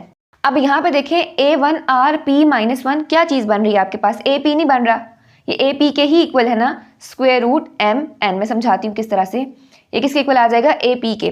देखें nth टर्म का फार्मूला क्या है, A N is equal to A one are N minus 1। इसको मैं पहले यहाँ पे लिख लेती हूँ, A N is equal to A one are N minus 1। अगर मैं एन की जगह पे पी पुट कर दूँ क्या आएगा, A P is equal to A one R P minus 1, ऐसे ही है। सो ये भी क्या बन रहा है, ए वन आर पी माइनस 1, ठीक है। इधर भी क्या आ रहा है, ए वन आर पी माइनस 1, जो कि किसके इक्वल है, ए पी के इक्वल है। और यही आपने फाइंड करना था, पीथ टर्म यानी कि ए पी फाइंड करना था, वो किसके इक्वल आ गया, स्क्वायर रूट एम एन के। ओके हो गया। इस क्वेश्चन को मैं रिपीट कर रही हूँ। सबसे पहले p plus Q term given थी, m के इक्वल वो लिखी, फिर p minus Q term given थी, n के इक्वल वो लिखी। जनरल फार्मूला जो है आपका nth टर्म का, उसको यूज करके आपने दोनों की इक्वेशंस बना ली, ठीक है। n की जगह पे आपने p प्लस क्यू पुट किया, फिर p माइनस क्यू पुट किया, वहां से आपके पास दो इक्वेशंस आ गई। उन दोनों इक्वेशंस को आपने करना है आपस में मल्टीप्लाई। यहाँ से a1 को a1 के साथ मल्टीप्लाई करोगे और r को r के साथ, बेसिस दोनों की सेम है, मल्टीप्लाई हो रहा है, पावर्स हो जाएंगी ऐड करने के पास आपके पास ये फॉर्म आ गई। इसको भी आपने स्क्वायर की फॉर्म में लिख लिया, दोनों साइड पे लिया स्क्वायर रूट, आपके पास आ गया A one R P minus 1 is equal to square root M N, और ये किसके इक्वल है, ए पी के इक्वल। ये था आपका क्वेश्चन नंबर 8। क्वेश्चन नंबर 9 है, find 3 consecutive numbers in geometric progression whose sum is 26 and their product is 216। आपने 3 कंसेक्टिव नंबर्स फाइंड करने हैं। आप कंसेक्टिव नंबर्स कौन से होते हैं, जो साथ साथ आते हैं। कंसेक्टिव का मतलब यही होता है जो साथ साथ आ रहे हैं, जैसा कि 1 2 3 आपस में क्या है, साथ साथ आ रहे हैं। या अगर मैं इवन नंबर्स की बात करूं तो 2 4 6, ये सारे के सारे क्या हैं, 2 4 6 कंसेक्टिव है ना, आपस में साथ साथ आ रहे हैं। 2 के बाद 4 नहीं आना है, 4 के बाद 6 नहीं आना है, तो ये कंसेक्टिव इवन नंबर्स हैं। ये 3 कंसेक्टिव आप कह लो नेचुरल नंबर्स हैं। तो आपने 3 कंसेक्टिव नंबर्स फाइंड करने हैं इन ज्योमेट्रिक प्रोग्रेशन, जिनका सम क्या है 26 और प्रोडक्ट क्या है 216। अब कंसेक्टिव नंबर्स आपको बताया भी तो नहीं है कि कौन से हैं, तो आपको पहले लेट करने पड़ेंगे। पहले लेट करोगे, उनका सम लिखोगे, प्रोडक्ट लिखोगे, उनको सॉल्व करोगे, वहाँ से वैल्यूज़ निकालोगे, एंड पे पुट करोगे, तो आपका आंसर आ जाएगा। ये काम हम अरिथमेटिक प्रोग्रेशन में भी कर चुके हैं, तो पहले मैं लिखती हूँ, उसके बाद उसे रिलेट करते हैं। लेट 3 कंसेक्टिव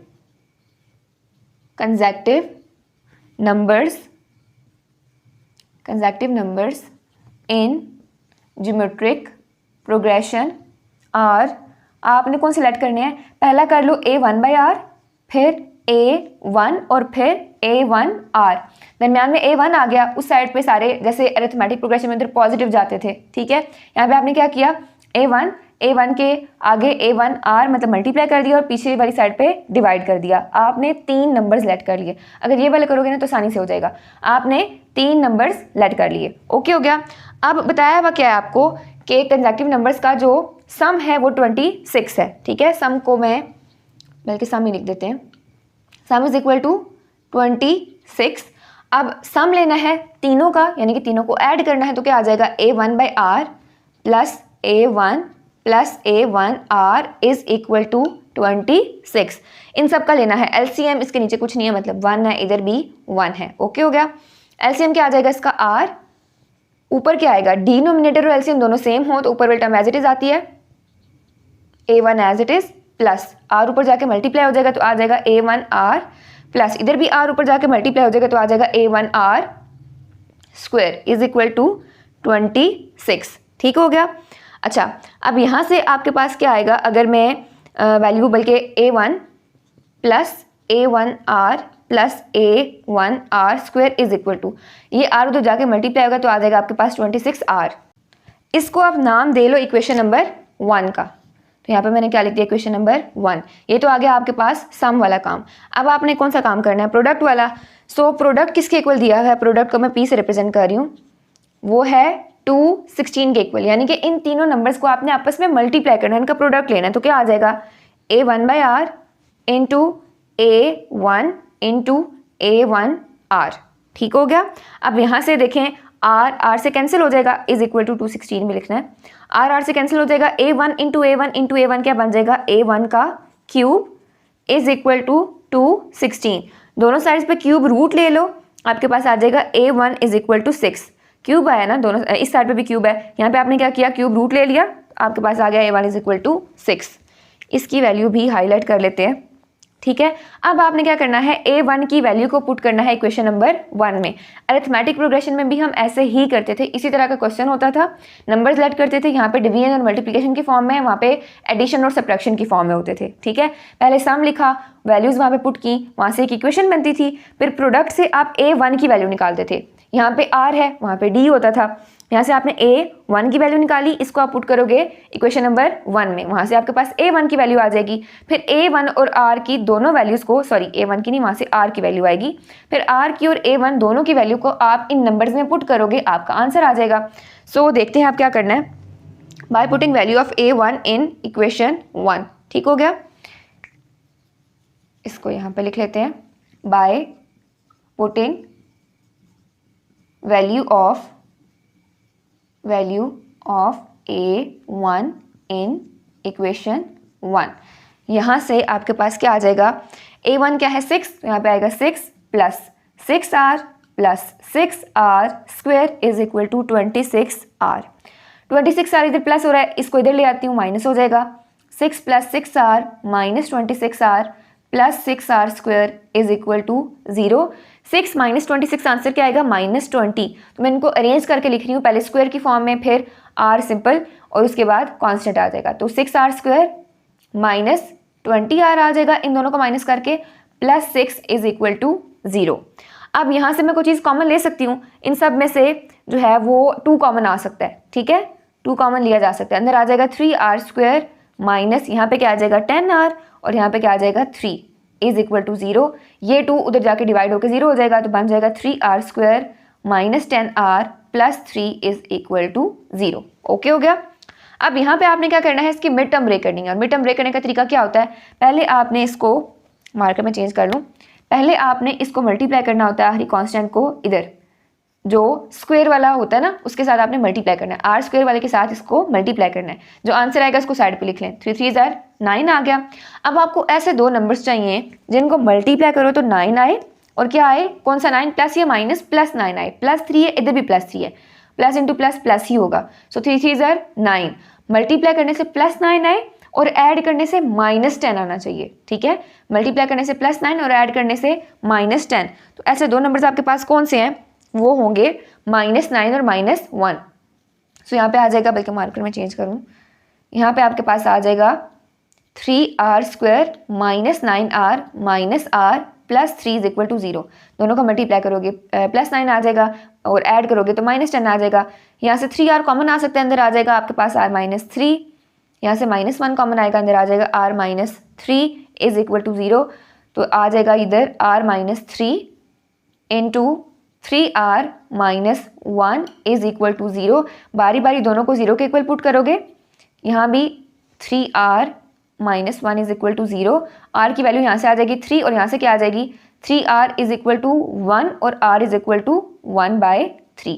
R की 2 वैल्यूज आ गई हैं आपके पास, एक आई 3 और एक आई 1/3। अरिथमेटिक प्रोग्रेशन में हमारे पास एक प्लस में आती होती थी और एक माइनस में आती होती थी। यहाँ पे क्या है, एक आपके पास सिंपल 3 आई, दूसरी डिवीजन में आई 3 और 1/3। अच्छा, अब यहाँ पे आपने क्या करना है, A1 की वैल्यू लेनी है पहले 6 और R की लेनी है 3 और इनमें पुट करना है। उसके बाद A1 की 6 क्योंकि इसकी तो एक ही वैल्यू है और R की लेनी है 1/3 और इन नंबर्स में पुट करना है। आपका आंसर आ जाएगा। आंसर दोनों का सेम ही होगा, लेकिन सिर्फ जो है ना वो तरतीब चेंज होती है। देखते हैं कैसे होगी। A1 आपने लिया 6, ठीक है, A1 क्या लिया 6 और R क्या लिया पहले 3 और आपने इसको पुट करना है इन नंबर्स में। तो वो क्या है, A1/R, A1 और A1R। A1 की जगह पे 6, R की जगह पे 3, A1 की जगह पे 6, A1 की जगह पे 6 और R की जगह पे 3। तो ये क्या आ जाएगा, 3 1 ज़र 3, 3 2 ज़र 6, 2 6 और 6 3 ज़र 18। ये हैं आपके पास कंसेक्टिव नंबर्स जो कि ज्योमेट्रिक प्रोग्रेशन में है। इसी तरह अगेन R की वैल्यू लोगे आप 1/3 और A1 की 6, A1 is equal to 6 and R is equal to 1/3। इनमें पुट करना है A1/R, A1 और A1R। A1 की वैल्यू है 6, R की क्या है 1/3, A1 की 6, A1 की 6 और R की क्या है 1/3। ये 3 ऊपर जाके क्या हो जाएगा मल्टीप्लाई, तो क्या बन जाएगा 6 3 ज़र 18, ये 6 ही रहेगा और ये क्या बन जाएगा 3 1 ज़र 3, 3 2 ज़र 6 और 2 1 ज़र 2। मैंने क्या कहा था कि तरतीब बस चेंज होगी, नंबर्स आपके पास सेम ही है, 2 6 18, 18 6 और 2। ये था आपका क्वेश्चन नंबर 9। क्वेश्चन नंबर 10 है the third term of a geometric progression is the square of first term, if the second term is 9 then find the sixth term.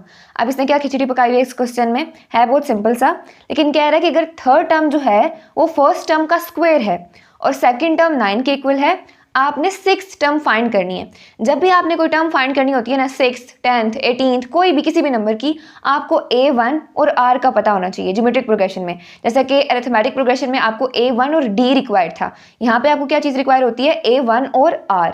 तो पहले आप ये जो पहली स्टेटमेंट लिखी हुई है ना, the third term of a GP is the square of first term and if the second term is 9, इन दोनों को यूज करके आपने पहले A1 और R की वैल्यू निकालनी है, उसके बाद आपने सिक्स्थ टर्म फाइंड करनी है। तो देखते हैं इस क्वेश्चन में क्या कह रहा है। थर्ड टर्म यानी कि A3 किसके इक्वल है, स्क्वायर ऑफ फर्स्ट टर्म के यानी कि A1 के स्क्वायर के। बस आपने क्वेश्चन समझना है, थर्ड टर्म किसके इक्वल है, फर्स्ट टर्म के स्क्वायर के, यानी कि A3 किसके इक्वल है, A1 का स्क्वायर। ठीक हो गया। अब यहाँ पे आप फार्मूला लगा के इक्वेशन बनाओगे। nth term of geometric progression का फार्मूला होता है an is equal to A1 Rn minus 1। यहाँ पे A3 है तो n की जगह पे आप क्या पुट करोगे, 3 पुट करोगे। क्या आ जाएगा यहाँ से, A3 is equal to A1 R square, 3 - 1 क्या बन जाएगा, 2 बन जाएगा। अब A3 की जगह पे आपने इसकी वैल्यू पुट करनी है, तो क्या आ जाएगा A1 R square is equal to A1 का स्क्वायर। ऐसे ही है, ये बनेगा ना आपके पास। अब यहाँ से, बल्कि अगर मैं इसको सीधा करके लिखूँ ये ना कन्फ्यूज हो जाओ कि क्या किया, जस्ट अरेंज करके लिखा था, तो यहाँ पे आ जाएगा A1 का square is equal to A1 R का स्क्वायर। ओके हो गया। अब यहाँ पे आपने क्या करना है, देखें दोनों साइड पे A1 है, ये वाला A1 इधर आके डिवाइड हो सकता है ना, ठीक है, तो ये वाला A1 इस स्क्वायर के साथ क्या हो जाएगा, कैंसिल हो जाएगा, इधर आके डिवाइड ही होना है ना इसने, तो A1 की वैल्यू यहाँ से आपके पास क्या आ जाएगी, R स्क्वायर। इसको आप नाम दे लो इक्वेशन नंबर 1 का। ये क्या आ गई आपकी इक्वेशन नंबर 1। ओके हो गया। अब देखते हैं सेकंड में उसने क्या बोला हुआ है, if the second term is 9, यानी कि A2 आपको किसके इक्वल दिया हुआ है, 9 के इक्वल दिया हुआ है। ठीक हो गया। अब यहाँ पे देखें A2 की जगह पे अगर मैं n की जगह 2 पुट करूँ तो क्या आएगा, A2 is equal to A1 R n minus 1, यानी कि 2 - 1 तो 1 ही आएगा, A1 R बन जाएगा। A2 की जगह पे 9 लिख दो, 9 is equal to A1 R। इसको आप नाम दे लो इक्वेशन नंबर 2 का, बल्कि मैं मार्कर चेंज करती हूँ ताकि हाईलाइट हो। ये आ गई 1, ये आ गई 2। ओके हो गया। अब यहाँ पे आपने क्या करना है, A1 की वैल्यू को पुट करना है, इक्वेशन नंबर 1 को पुट करना है इक्वेशन नंबर 2 में। So by putting equation 1 in equation 2, यहाँ से आपके पास क्या आएगा, A1 की जगह R स्क्वायर पुट करना है, तो 9 is equal to R square into R आ जाएगा, यानी कि R का क्यूब आ जाएगा। ठीक हो गया। तो इसको मैं यहीं पे लिख देती हूँ, 9 is equal to R cube. इसको अब आपने करना है सॉल्व में, एक दफ़ा चेक कर लूँ नज़र आ रहा है, नहीं आ रहा, आ रहा है। अच्छा, 9 is equal to R cube आ गया। यहाँ से आपने R की वैल्यू फाइंड करनी है, तो दोनों साइड पे क्यूब रूट ले लोगे। R किसके इक्वल आ जाएगा आपके पास, 9 की पावर 1/3। ठीक हो गया। क्यूब रूट लेना ना, क्यूब रूट क्या होता है, इस तरह से लिखा जाता है। ठीक है, यानी अगर मैं लिखूं कि 9 का क्यूब रूट है तो ये आ जाएगा 9 की पावर 1/3। तो दोनों साइड पे मैंने क्या किया, क्यूब रूट ले लिया, तो R किसके इक्वल आ गया, 9 की पावर 1/3 के इक्वल। ओके हो गया। अब आपने इस R की वैल्यू को यूज़ करके A1 निकालना है। चाहो तो इस वैल्यू को इक्वेशन नंबर 1 में पुट कर लो, चाहो तो इक्वेशन नंबर 2 में पुट कर। तो यहाँ पे मैं R की वैल्यू को इक्वेशन नंबर 1 में पुट कर रही हूँ by putting value of R in equation 1। आप 2 में भी पुट कर सकते हो, लेकिन वो ज़रा सा लेंथी हो जाएगा, सो ये इजी ऐसे में कर देते हैं। A1 is equal to R square है, यानी कि 9 की पावर 1/3 का क्या है, स्क्वायर है। 2 1 से मल्टीप्लाई होगा तो A1 की वैल्यू यहाँ से क्या आ जाएगी, 9 की पावर 2/3। इसको भी हाईलाइट कर लो, A1 की वैल्यू भी आ गई, R की वैल्यू भी आ गई। अब आप कोई भी टर्म फाइंड कर सकते हो, लेकिन यहाँ पे आपने a6 फाइंड करना है, तो इस जगह पे इस फार्मूला में n की जगह पे मैं 6 पुट करूँगी, क्या आ जाएगा a6 is equal to a1 r power 5, 6 minus 1 5 हो जाएगा। अब यहाँ पे आपने a1 की और r की वैल्यू पुट करनी है। a1 किसके इक्वल है 9 की पावर 2/3 और r किसके इक्वल है 9 की पावर 1/3 और बाहर पावर 5 आ जाएगी, तो ये 9 की पावर 5/3 बन जाएगा। सो 9 की पावर 2/3 प्लस 5/3, इधर आपने बस पावर्स को ही रिजॉल्व करना है। तो यहाँ पे क्या आ जाएगा, इसको बल्कि ऊपर कर लेते हैं, यहाँ पे कर लेते हैं, बहुत जगह है बोर्ड पे। अच्छा, यहाँ पे आ जाएगा 9, ये एलसीएम किसका क्या आ जाएगा 3, ऊपर क्या आ जाएगा एलसीएम दोनों का सेम है, मतलब सॉरी डिनोमिनेटर दोनों का सेम है, एलसीएम भी इक्वल है इसके, तो 2 + 5 एज इट इज़। जब डिनोमिनेटर एलसीएम दोनों सेम होते हैं, ऊपर वाली टर्म्स एज इट इज़ आ जाती हैं, तो ये क्या बन जाएगा 9 की पावर 7/3। अब यहाँ से ना ध्यान से समझना है, बस पावर्स का सारा काम है। इसको हम किस तरह से लिखेंगे, ये क्या है 1/, की फॉर्म में क्या चीज़ होती है क्यूब रूट, स्क्वायर रूट, इस तरह से 4th रूट हो गया, 5th रूट हो गया, यानी कि स्क्वायर रूट को आप क्या लिखते हो, यानी स्क्वायर रूट ऑफ अगर 2 है तो पावर क्या आएगी 1/2, ठीक है। क्यूब रूट ऑफ 2 है, पावर क्या आएगी 2 की 1/3। अगर 4th रूट ऑफ 2 है, पावर क्या आएगी 2 की 1/4। तो ये 1/3 जो है ना, ये क्या है आपके पास क्यूब रूट है, ठीक है। और 9 के साथ जो पावर आ रही है वो 7 आ रही है, इसको आप ऐसे लिख सकते हो 9 की पावर 7 का क्यूब रूट। ये चीज़ याद रखनी है, जो डिनोमिनेटर में होगा ना वो आपके पास रूट होता है, सेकंड रूट है यानी स्क्वायर रूट है, या थर्ड रूट है, या 4th रूट है, या 5th रूट है, वो डिपेंड करता है। यहाँ पे क्या है 3 लिखा हुआ है, इट मीन्स क्यूब रूट आ रहा है। सो क्यूब रूट ऑफ 9 की पावर 7। अब इस 7 को आपने रिजॉल्व करना है फर्दर, क्यूब रूट है बाहर, तो अंदर भी आपने क्यूब ही बनाना है। तो ये क्या बन जाएगा 9 की पावर 7 है, इसको मैं लिख सकती हूँ 3 स्क्वायर की पावर 7, कोई फर्क तो नहीं पड़ेगा ना। 9 को भी मैंने पावर में स्प्लिट कर लिया, 3 स्क्वायर, ठीक है, 3 का स्क्वायर 9 के इक्वल होता है, तो यहाँ से पावर क्या आ जाएगी इसकी 3 की पावर 7 2s are 14। ओके हो गया। अच्छा, अब मैंने पावर्स को करना है अगेन स्प्लिट, मैंने इन पावर्स को काटना है, तो क्या आ जाएगा मेरे पास 3 का टेबल पढ़ो कहाँ तक जाता है, 14 आया, 14 से लेस आई, 12 तक जाता है, 3 4s are 12। तो मैं क्या करूँगी इस पावर को स्प्लिट कर दूंगी 3 पावर 12.3 स्क्वायर में, ठीक हो गया।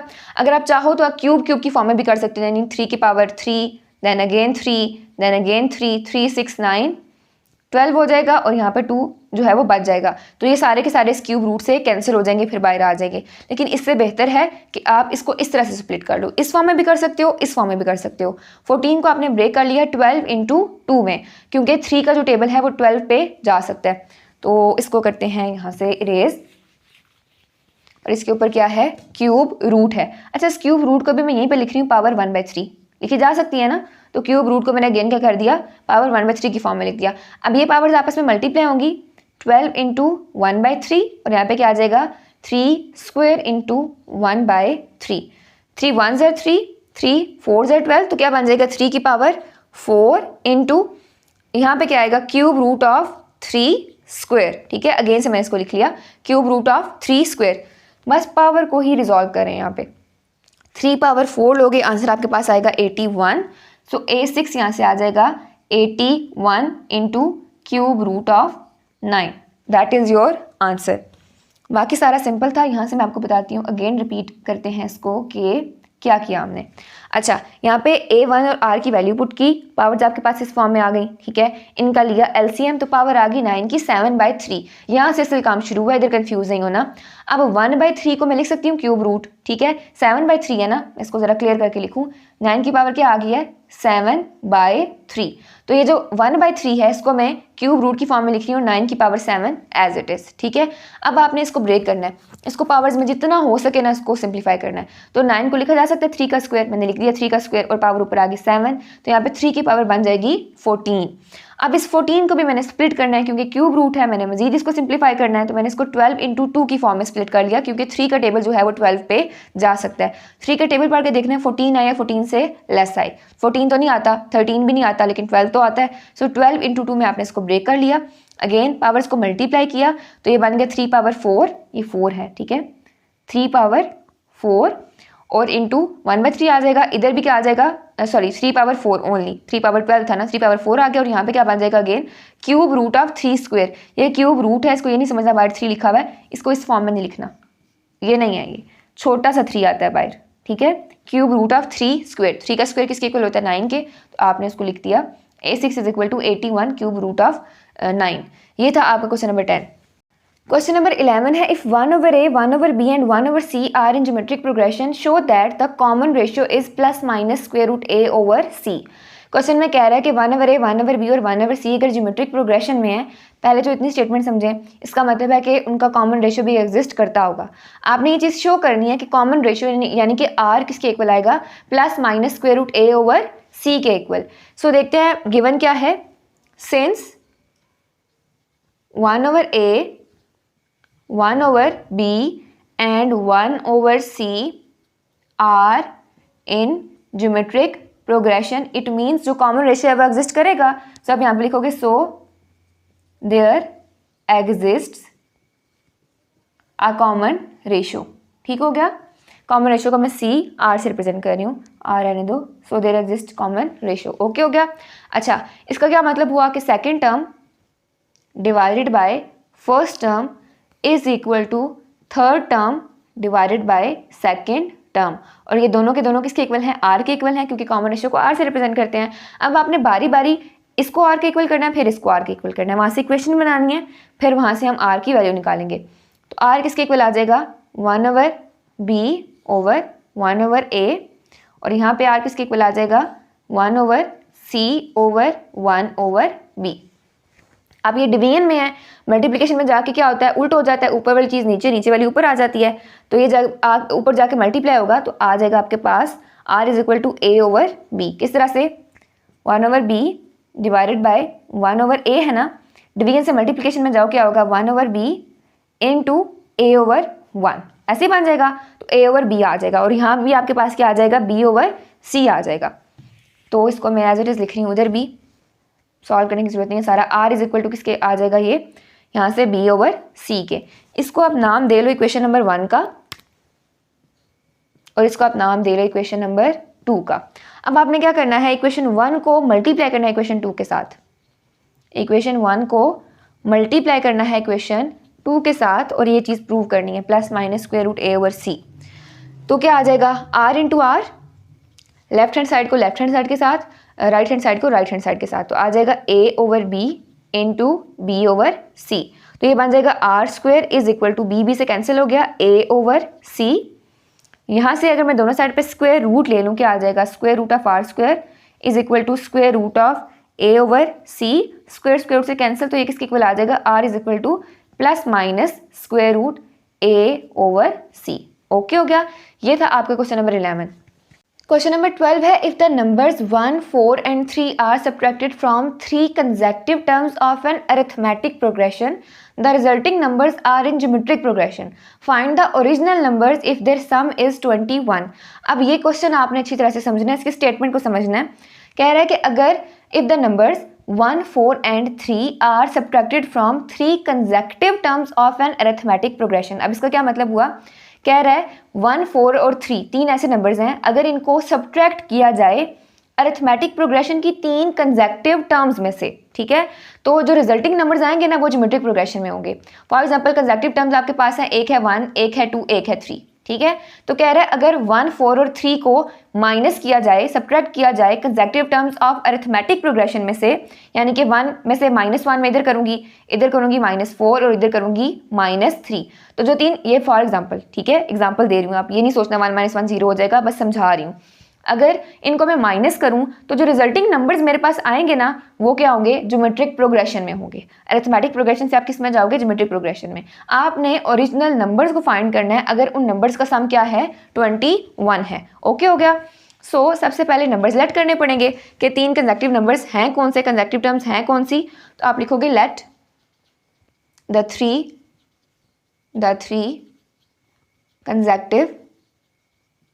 consecutive terms in arithmetic progression are. अब यहाँ पे आप अरिथमेटिक प्रोग्रेशन ले रहे हो क्योंकि अरिथमेटिक प्रोग्रेशन की टर्म्स की ही बात हो रही है। वो कौन सी होंगी, A1 माइनस डी, जैसे कि हम पहले लेते थे, एक माइनस में ले ली, एक सिंपल और एक प्लस में ले ली, A1 और साथ में A1 प्लस डी, ये तीन टर्म्स आपने लेट कर ली। ओके हो गया। अब गिवन कंडीशन क्या कह रही है कि जो इनका सम है वो किसके इक्वल है, 21 के। सम किसके इक्वल है, 21 के, यानी कि इन सबको आप करोगे add, A1 minus D plus A1 plus A1 plus D is equal to 21 plus D minus D से cancel, A1 plus A1 plus A1 क्या आ जाएगा, 3A1 इज इक्वल टू 21, यहाँ से A1 की वैल्यू क्या आ जाएगी, 21/3 विच इज इक्वल टू 7।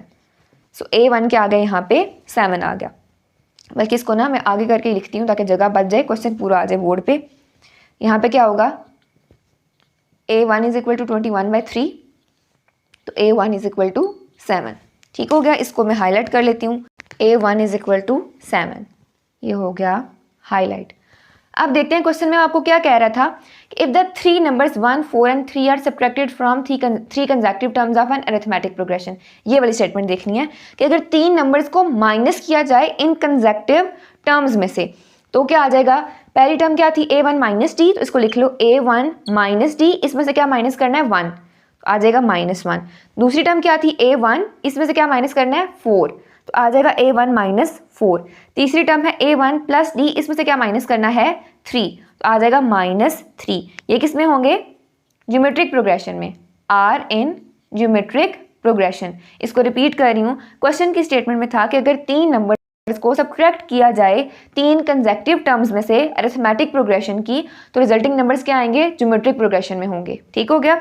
सो तीन कंसेक्यूटिव टर्म्स आपने लेट की हुई है, A1 माइनस डी, A1 और A1 प्लस डी। इनको यूज़ करके पहले तो आपने A1 की वैल्यू निकाली, ठीक है।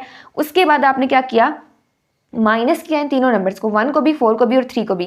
पहली टर्म में से 1 को, दूसरी टर्म में से 4 को और तीसरी टर्म में से 3 को। तो ये अब आपके पास किस में आ गए, ज्योमेट्रिक प्रोग्रेशन में आ गए। अब यहाँ पे आप A1 की वैल्यू पुट करोगे जो आपने फाइंड की है अरिथमेटिक प्रोग्रेशन को यूज़ करके। A1 की जगह आ जाएगा 7, सो 7 माइनस डी माइनस 1, यहाँ पे आ जाएगा 7 माइनस 4 और यहाँ पे 7 प्लस डी माइनस 3। ओके हो गया। अच्छा, अब यहाँ पे क्या आएगा, बेशक आप यहाँ पे रेफरेंस दे दो, A1 किसके इक्वल है, 7 के इक्वल। 7 माइनस 1 क्या होता है, 6, तो आ जाएगा 6 माइनस डी। 7 माइनस 4 क्या होगा आपके पास, 3। इसी तरह 7 माइनस 3 क्या होगा आपके पास, 4, तो आ जाएगा 4 प्लस डी। ओके हो गया। अब क्या करना है, और ये किस में है, यहाँ पे लिख दो are in geometric progression, are in geometric progression. अब यहाँ से आप इनकी कॉमन रेशियो निकालोगे और वो किसके इक्वल होती है, अगर ज्योमेट्रिक प्रोग्रेशन में इसका मतलब है कॉमन रेशियो एग्जिस्ट कर रही है, it means second term divided by first term is equal to third term divided by second term. तो इसको यहाँ पे ही कर लेते हैं, second term divided by first term, यानी कि 3/6 minus D is equal to 4 plus D over 3। इनको आपने करना है क्रॉस मल्टीप्लाई, इसको इधर और इसको इधर, 3 को 3 से करना है और 4 प्लस डी को 6 माइनस डी से करना है। 3 3 ज़ार 9, तो यहाँ पे आ जाएगा 9 इज इक्वल टू 6 4 ज़ार 24 माइनस 4d प्लस 6d और minus d into D square आ जाएगा। अब सबको उठा के ना इक्वल के इस साइड पे ले आओ, आपके पास क्या बन जाएगा, डी स्क्वायर इधर आके प्लस हो जाएगा तो बनेगा D square. 6d minus 4d क्या बन रहा है, बल्कि इसको पहले इधर ले आते हैं, माइनस 6d प्लस 4d, इधर ही आके इसको सॉल्व कर लेंगे। इधर आ जाएगा -24 और प्लस 9 एज इट इज़, इसको नहीं छेड़ना, ये एज इट इज़ है, इसको हमने नहीं छेड़ा। इन सबको उठा के इक्वल के साइड पे लेके आए हैं, इज इक्वल टू 0 हो जाएगा। ठीक हो गया। यहाँ पे क्या आ जाएगा, D square -6d plus 4d is equal to -2d, -24 plus 9 is equal to -15 is equal to 0। अब आपने इनकी मिड टर्म ब्रेक करनी है। आपको ऐसे दो नंबर्स चाहिए जिनको मल्टीप्लाई करो तो -15 आए, ऐड करो तो -2 आए। ऐसे दो नंबर्स कौन से होंगे आपके पास, -5 और +3। ठीक हो गया। So D square -5d plus 3d -15 is equal to 0। -5 plus 3 will be equal to -2 और -5 into +3 is equal to -15। Sign का ध्यान लाजमी रखना है। ठीक हो गया। अच्छा, वैसे अगर हम चाहते तो ऐसे भी तो कर सकते थे ना, +5 -3 दोनों को सेपरेट करते तो 2 आता, मल्टीप्लाई करते तो क्या आता, 15 आता, लेकिन +2 आता। ठीक हो गया। -15 तो आ जाता लेकिन +2 आता, हमें यहाँ पे -2 चाहिए, इसलिए हमने 5 को माइनस लिया है, 3 को प्लस लिया है। इसलिए मैं बार बार कहती हूँ मिड टर्म ब्रेक करते हुए आपने लाजमी साइंस का ध्यान रखना है। डी को कॉमन ले लिया, अंदर आ जाएगा D-5, यहाँ से 3 को कॉमन ले लिया, अंदर आ जाएगा D-5 इज इक्वल टू 0, यहाँ से आ जाएगा D-5 into D+3 is equal to 0, और बारी बारी आपने दोनों को पुट करना है 0 के equal. D-5 is equal to 0 and D+3 is equal to 0। यहाँ से आपके पास दो वैल्यूज़ आ जाएंगी D की, एक आएगी 5 और एक आएगी -3। इसको भी हाईलाइट कर लेते हैं। D की एक वैल्यू आ गई आपके पास 5 और एक आ गई -3। अब यहाँ पे जगह नहीं बची। एंड पे आपने क्या करना है, जो नंबर्स थे ना, रिक्वायर्ड नंबर जो आपने लेट किए हुए थे पहले, A1 - D, A1 और A1 + D, उनमें आपने A1 और D की वैल्यू को पुट करना है। ठीक हो गया। सो मैं यहाँ से कर रही हूँ इसको इरेज। A1 की वैल्यू मैं साइड पे लिख देती हूँ इधर, A1 इज इक्वल टू 7। ठीक हो गया। और ये सारा मैं इरेज कर रही हूँ। इसको इरेज करके यहाँ पे फिर जो नंबर्स लेट किए थे उनमें वैल्यूज़ पुट करते हैं। नंबर्स भी इरेज कर दिए लेकिन मुझे याद है कौन से थे। पहला था A1 - D, ठीक है, दूसरा था आपके पास A1 और तीसरा क्या था A1 + D। अब इनमें करनी है वैल्यूज़ पुट। A1 को ले लो 7 और D को पहले 5 ले लेते हैं। D क्या है पहले 5 है। अब पुट करके देखते हैं। A1 की जगह पे क्या आएगा आपके पास 7 - 5, A1 की जगह पे 7 और यहाँ पे 7 + 5, 7 - 5 इज इक्वल टू 2, यहाँ पे 7 + 5 इज इक्वल टू 12। ये 3 नंबर्स आ गए। उसके बाद अगेन A1 - D, A1 और A1 + D। अब A1 को आपने क्या लेना है 7 ही, और D को क्या लेना है -3। तो यहाँ पे क्या आ जाएगा 7 - -3, 7 और 7 -3 आ जाएगा। माइनस माइनस प्लस हो जाएगा, 7 + 3 इज इक्वल टू 10। यहाँ पे 7 नहीं रहेगा, 7 - 3 इज इक्वल टू 4। ये आपके पास नंबर्स हैं 3। ठीक हो गया। ये था आपका क्वेश्चन नंबर 12। क्वेश्चन नंबर 13 है, if 3 consecutive numbers in arithmetic progression are increased by 1, 4 and 15 respectively, the resulting numbers are in geometric progression, find the original numbers if their sum is 6। पिछले question की ही तरह है लेकिन वहाँ पे subtract किए गए थे नंबर, यहाँ पे इंक्रीज्ड बाय लिखा हुआ है। इंक्रीज्ड बाय का मतलब क्या है, अगर बढ़ा दिए जाए मतलब उनमें नंबर्स ऐड कर दिए जाएं, तो इसका मतलब क्या है, आपने इसमें नंबर्स को ऐड करना है। ओके हो गया। सो कहा क्या जा रहा है कि 3 कंसेक्टिव नंबर्स हैं अरिथमेटिक प्रोग्रेशन में, उनको अगर इंक्रीज किया जाए 1, 4, 15 से, यानी कि उन नंबर्स में इनको ऐड किया जाए, तो जो रिजल्टिंग नंबर्स आएंगे ना वो ज्योमेट्रिक प्रोग्रेशन में होंगे। आपने ओरिजिनल नंबर फाइंड करने हैं, अगर उनका सम क्या है 6 है, वही कह रही हूँ कि पिछले क्वेश्चन की ही तरह वहाँ पे माइनस किया था, यहाँ पे प्लस करना है, बाकी सारा का सारा मेथड सेम है। तो पहले तो आप लेट करोगे नंबर्स को। So let the 3 consecutive terms in arithmetic progression are, कौन सी लेट करनी है आपने, A1 - D, A1 और A1 + D, जैसा कि पिछले क्वेश्चन में की थी और पिछली एक्सरसाइज में भी हम करते आए हैं। ओके हो गया। अब कंडीशन के अकॉर्डिंग क्या है, इन तीनों का सम किसके इक्वल है, 6 के इक्वल। तो पहले यही काम करोगे, सम इज इक्वल टू 6, यानी कि A1 - D + A1 + A1 + D is equal to 6। D से कैंसिल, तो 3A1 इज इक्वल टू 6 आ जाएगा। यहाँ से अगर A1 की वैल्यू निकालो आएगी 6/3, सो A1 इज इक्वल टू 2 आ जाएगा। यहाँ से इसको हाईलाइट कर लेते हैं। A1 क्या आ गया आपके पास 2 आ गया। उसके बाद आपने क्या करना है, कह रहा है कि अगर 3 कंसेक्टिव नंबर्स में से, मतलब उनको इंक्रीज किया जाए बाय 1, 4 एंड 15, यानी कि इन कंसेक्टिव नंबर्स में से आपने क्या करना है, 1 को इन कंसेक्टिव नंबर्स में 1 को ऐड करना है, फिर 4 को, फिर 15 को, यानी कि A1 - D में पहले 1 ऐड होगा, फिर सेकेंड टर्म में क्या ऐड होगा 4, और थर्ड टर्म में क्या ऐड होगा 15। A1 + D + 15। अब ये क्या है, ज्योमेट्रिक प्रोग्रेशन में, मैं नीचे लिख रही हूँ इनको, आर इन ज्योमेट्रिक प्रोग्रेशन। आप ही ने एक ही स्टेटमेंट में लिखना है, मैं जगह बचाने के लिए कर रही हूँ, आर इन ज्योमेट्रिक प्रोग्रेशन। अब आपने क्या करना है, A1 को 2 के इक्वल पुट करना है इसमें, तो आ जाएगा 2 - D + 1, यहाँ पे 2 + 4 और यहाँ पे 2 + D + 15। 2 + 1 3 आ जाएगा, तो आएगा 3 - D यहाँ पे आ जाएगा 6 और यहाँ पे आपके पास क्या आ जाएगा 15 + 2 = 17, सो 17 + d। ये भी क्या है, ज्योमेट्रिक प्रोग्रेशन में है। इट मीन्स जो कॉमन रेशियो वो एग्जिस्ट करेगा, मतलब second term divided by first term will be equal to third term divided by second term. Cross multiply करोगे इसको इधर और इसको इधर, सो करके देखते हैं क्या आता है आपके पास। 6 × 6 = 17 + d × 3 - d। 6 6 36, यहाँ पे आ जाएगा 36। 17 को 3 से मल्टीप्लाई करो, आपके पास आएगा 51 - 17d + 3d - d² आ जाएगा। यहाँ इन सबको उठा के इक्वल के साइड पे ले आओ। 36 माइनस, बल्कि यहाँ पे काम करते हैं, d² को पहले लिखते हैं, अरेंज करके इनको लिखते हैं। d² पहले आएगा, माइनस हो रहा है इधर आके प्लस हो जाएगा, 3d प्लस हो रहा है इधर आके हो जाएगा माइनस, 17d माइनस हो रहा है इधर आके हो जाएगा प्लस, और 51 प्लस हो रहा है इधर आके हो जाएगा माइनस, और प्लस 36 ये वाला एज इट इज़ रहेगा = 0। मैंने क्या किया, इन सब टर्म्स को उठा के इक्वल के इस साइड पे ले आई, तो ये आपके पास कुछ इस तरह से बन जाएगा। सो आ जाएगा d² + 17 - 3 = +14 आ जाएगा, ठीक है। और यहाँ पे क्या आ जाएगा आपके पास +36 = 0, ठीक हो गया। बल्कि नहीं, -51 + 36 है, इन दोनों को भी आपने ऐड करना है, तो ये आपके पास बन जाएगा 15।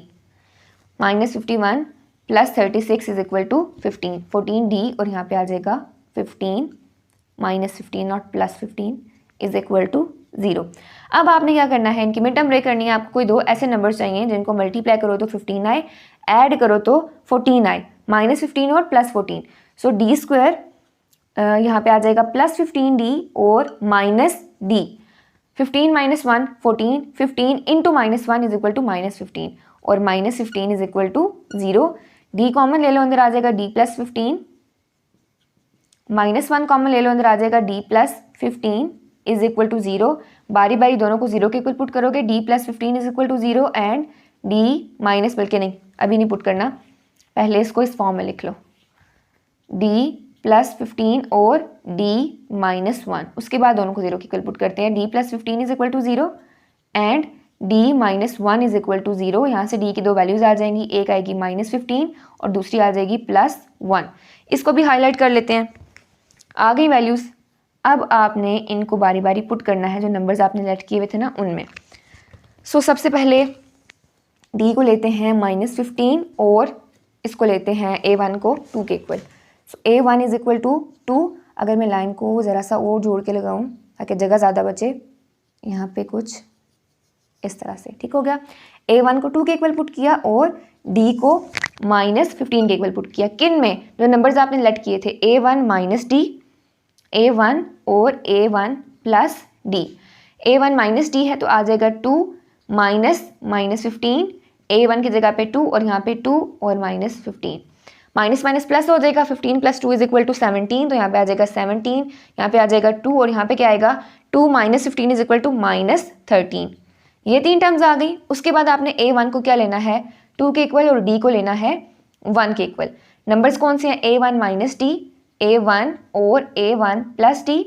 a1 की जगह पे आएगा 2 -1, यहाँ पे आ जाएगा 2 और यहाँ पे क्या आएगा 2 + 1, तो आ जाएगा 1 2 एंड 3। दूसरे 3 नंबर्स आपके पास ये आ गए। ये था आपका क्वेश्चन नंबर 13। क्वेश्चन नंबर 14 है, if pth qth terms of geometric progression are q and p respectively, show that p + qth term is qp / pq की पावर 1/p - q। तो आपको pth और qth टर्म्स दी हुई हैं, यानी कि ap और aq दिया हुआ है। ap किसके इक्वल है, q के, और aq किसके इक्वल है, p के। तो इसको पहले लिख लेते हैं, aq = ap = q and aq = p। अब आपने जनरल फार्मूला यूज़ करना है जो nth टर्म का होता है for geometric progression, which is an = a1 rn - 1। इसको यूज़ करना है आपने और यहाँ से इक्वेशंस बनानी है। अब n की जगह पे पहले p पुट करोगे, फिर q पुट करोगे। अगर n की जगह में p पुट करूँ, क्या आ जाएगा, ap = a1 rp - 1, ऐसा ही है। और ap किसके इक्वल है, q के इक्वल है, तो इसको मैं q के इक्वल पुट कर सकती हूँ ना। तो q किसके इक्वल आ जाएगा यहाँ से, a1 आर पी माइनस 1। इसको नाम दे लें इक्वेशन नंबर 1 का। इसी तरह आपने पुट करना है n को p के इक्वल, क्यू के इक्वल, नॉट p के इक्वल, p के इक्वल कर चुके हैं, q के इक्वल। सो a q किसके इक्वल आ जाएगा, a1 r, यहाँ पे आ जाएगा q माइनस 1। n की जगह पे क्या पुट कर दिया, q कर दिया। अब a q किसके इक्वल है, p के equal according to the question. So आ जाएगा p is equal to a1 r power q minus 1। इसको आप नाम दे लो इक्वेशन नंबर 2 का। ये आ गया आपकी इक्वेशन नंबर 2। अब आपने क्या करना है, इक्वेशन 1 को डिवाइड करना है इक्वेशन 2 से। सो इक्वेशन 1 डिवाइडेड बाय, बल्कि कैसे लिख लेते हैं, इक्वेशन 1 डिवाइडेड बाय इक्वेशन 2। देखते हैं यहाँ से क्या आएगा आपके पास, q divided by p, q divided by p is equal to a1 r की power p minus 1 over a1 r की पावर q माइनस 1। यहाँ से a1 तो a1 के साथ कैंसिल हो जाएगा, r की पावर है p माइनस 1 है, नीचे q माइनस 1 है, ऊपर जाके क्या हो जाएगा, माइनस हो जाएगा। तो यहाँ से आपके पास क्या आएगा, q over p is equal to r की पावर p माइनस 1, ये ऊपर जाके माइनस होगा तो माइनस q माइनस 1। जब भी माइनस का साइन लगाओ तो ब्रैकेट लाजमी लगानी है। अक्सर बच्चे यही काम करते हैं कि माइनस q कर दिया और साथ में माइनस 1, ये काम नहीं करना, पहले माइनस का साइन लगाना है बाहर ब्रैकेट के। q over p is equal to r p minus 1 minus q plus 1 हो जाएगा, माइनस माइनस प्लस, ये आपस में कैंसिल हो जाएंगे। तो q ओवर p किसके इक्वल आ जाएगा, r की पावर p माइनस q के इक्वल। ठीक हो गया। अब यहाँ पे आपने क्या करना है, इसकी पावर फिल वक्त क्या है, 1 है, ठीक है, तो इसको मैंने 1 लिख दिया। दोनों साइड्स पे जो पावर्स हैं उनको p माइनस q से डिवाइड कर देना है। आपको r की वैल्यू फाइंड करनी है ना, तो दोनों साइड्स पे क्या करोगे, p माइनस q को डिवाइड कर दोगे पावर में। तो यहाँ पे आ जाएगा q ओवर p, इसकी पावर आ जाएगी 1 ओवर p माइनस q, और पीछे क्या बच जाएगा, इधर r बच जाएगा। p minus q over p minus q क्या बन जाएगा, 1 p minus q over p minus q, इस फॉर्म में हो जाएगा ना, ये आपस में कैंसिल हो जाएंगे, पीछे और सिर्फ r बच जाएगा। तो यहाँ पे आपके पास r किसके इक्वल आ गया, इसको भी हाईलाइट कर देते हैं, बल्कि इसको ना इक्वेशन नंबर 3 का नाम दे लेते हैं। ठीक है, r किसके इक्वल आया, q ओवर p की power 1 over p minus q के। फिर बता रही हूँ, जब भी आपने कोई भी टर्म फाइंड करनी होती है, जैसे यहाँ पे p प्लस q टर्म है, उसके लिए आपको एक तो a1 चाहिए होता है, दूसरा r चाहिए होता है। तो r हमने कर लिया कैलकुलेट। अब हम क्या करेंगे, p plus q term find करनी है, तो यहाँ पे लिखेंगे a p प्लस q, और ये कहाँ से आया, आपने जो जनरल फार्मूला है nth टर्म का फॉर ज्योमेट्रिक प्रोग्रेशन, उसमें n की जगह पे p प्लस q पुट करना है। तो क्या आ जाएगा, a p plus q is equal to a1 r, n की जगह पे p प्लस q माइनस 1। अब नेक्स्ट स्टेप पे ध्यान देना है, ये मोस्ट इंपॉर्टेंट स्टेप है, यहाँ से बस कंफ्यूज नहीं होना। अब यहाँ पे आपने करना क्या है, a p प्लस q तो एज इट इज रहेगा, इस जगह पे क्या करना है, देखिए इक्वेशन नंबर 1 में आपको q गिवन है a1 r p माइनस 1, और यहाँ पे मेरे पास क्या आ रहा है, a1 r p plus q minus 1। ठीक है, मुझे चाहिए क्या, p माइनस 1, तो मैं r की पावर को यहाँ से स्प्लिट कर सकती हूँ ना। अगर मैं इसको इस फॉर्म में लिखूँ, a1 r p minus 1 dot r power q, कोई फर्क तो नहीं पड़ेगा, दोनों आपस में मल्टीप्लाई हो रहे हैं, पावर्स फिर ऐड हो जाएंगी। अगर इन दोनों को मैं अगेन ऐड करूँ पावर्स को, तो बन जाएगा p माइनस 1 प्लस q, वापस ये टर्म बन जाएगी। लेकिन मैंने इसको स्प्लिट क्यों किया, ताकि मैं आसानी से क्वेश्चन को सॉल्व कर सकूं। यहाँ पे मेरे पास इक्वेशन नंबर 1 में q की वैल्यू गिवन है a1 r p माइनस 1, तो इसको मैंने a1 r p माइनस 1 की फॉर्म में लिख लिया, डॉट r q की फॉर्म में। अब मैं इस a1 r p माइनस 1 की जगह पे q पुट कर सकती हूँ। ठीक है, यहाँ पे आप लिखोगे यूजिंग इक्वेशन 1, मैं ना बल्कि इसको पहले लिख लेती हूँ, बाय यूजिंग इक्वेशन 1, और साथ में 3 भी यूज़ कर लेते हैं क्योंकि r की वैल्यू भी हमने पुट करनी है, एंड 3। ठीक हो गया, इक्वेशन 1 और 3 को यूज़ करना है। इसकी जगह पे क्या आ जाएगा, q आ जाएगा, तो इसको यहाँ पे लिख लेते हैं, इज इक्वल टू q, और r की जगह पे क्या आएगा, q over p, q over p की पावर क्या है आपके पास, 1 ओवर p माइनस q, और यहाँ पे r की पावर क्या है, q है, इसको आप इस फॉर्म में लिखोगे, पावर क्या आ जाएगी इसकी, q आ जाएगी, इसकी पावर क्या आएगी, q। ठीक है, अब ये क्या बनेगा, q एज इट इज। ठीक है, और यहाँ पे q ओवर p की पावर, ये q मल्टीप्लाई होगा तो बन जाएगी q over p minus q। Okay हो गया। अब क्या करना है, यहाँ भी q आ रहा है, यहाँ भी q आ रहा है, यहाँ पे p आ रहा है। पहले तो इन पावर्स को ना सेपरेट कर देते हैं, Q पे अलग करके लिख लो, P पे अलग करके लिख लो। तो यहाँ पे आ जाएगा Q, इसकी पावर क्या है 1, यहाँ पे क्या आ जाएगा Q, इसकी पावर क्या बनेगी Q over P minus Q, और नीचे P की पावर भी क्या होगी Q over P minus Q। यहाँ भी Q है, यहाँ भी Q है, इसकी पावर है 1 और इसकी पावर है Q over P minus Q। तो दोनों पावर्स आपस में ऐड हो सकती है ना, दोनों मल्टीप्लाई हो रहे हैं, तो इसको मैं इस फॉर्म में लिख सकती हूँ Q की power 1 plus Q over P minus Q divided by P की power Q over P minus Q। अब इसका लेना है मैंने यहाँ पे LCM इन पावर्स का, तो Q की पावर LCM क्या आएगा P माइनस Q, ये वाला P माइनस Q ऊपर जाके 1 से मल्टीप्लाई होगा तो आ जाएगा P minus Q, denominator LCM दोनों सेम है तो ऊपर वाली टर्म एज इट इज आएगी plus Q divided by P की पावर यहाँ से क्या आ जाएगी Q over P minus Q। ठीक हो गया। अब यहाँ पे देखें प्लस Q माइनस Q के साथ क्या हो जाएगा कैंसिल, तो Q की पावर यहाँ से आपके पास क्या आएगी, इसको यहाँ पे लिख लेते हैं, Q की पावर क्या आ जाएगी P over P minus Q, और यहाँ पे क्या आएगा P की पावर क्या आएगी Q over P minus Q।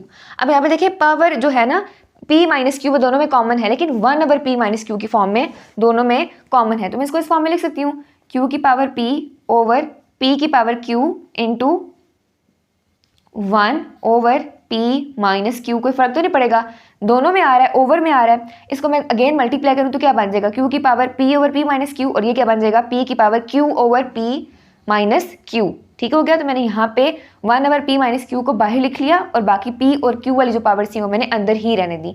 अब ये यही टर्म नहीं बन रही जो आपको रिक्वायर्ड थी, इसको मैं इस फॉर्म में भी लिख सकती हूँ Q P divided by P की पावर Q। लिखा जा सकता है ना, फ्रैक्शन की फॉर्म में डिवाइड ही हो रहा है तो मैंने डिवीजन का सिंबल लगा दिया जो कि क्वेश्चन में रिक्वायर्ड था, और ऊपर क्या आ जाएगा 1 ओवर P माइनस Q, और यही आपकी रिक्वायर्ड टर्म थी, और एंड पे आप लिख दोगे हैंस प्रूव्ड। ठीक हो गया, हैंस प्रूव्ड। इस क्वेश्चन को रिपीट कर रही हूँ, सबसे पहले पीथ टर्म गिवन थी Q और क्यूथ टर्म गिवन थी P, वो लिख ली, उसके बाद जनरल फार्मूला लिखा, उसमें n की जगह पहले P पुट किया फिर Q पुट किया, वहाँ से आपने 2 इक्वेशंस बना ली। ठीक हो गया। अब इक्वेशन 1 को डिवाइड करना है इक्वेशन नंबर 2 के साथ। क्यों किया, क्योंकि हमें Q बाई P चाहिए था, तो हमें Q बाई P से ज़रा मिलेगा, Q से P को डिवाइड कर देंगे, so Q by P is equal to A1 R P minus 1 over A1 R Q minus 1। यहाँ से A1 कैंसिल हो जाएगा, P माइनस 1 है नीचे, प्लस Q माइनस 1 है ऊपर, जाके ये माइनस हो जाएगा, R की पावर्स हैं दोनों, इनको सॉल्व किया, यहाँ से R की वैल्यू आपके पास आ गई Q ओवर P की power 1 over P minus Q। अब यहाँ से ध्यान देना है, आपने P plus Q term find करनी है, तो वो लिख लोगे n की जगह पे P प्लस Q पुट करके, ये आ जाएगा।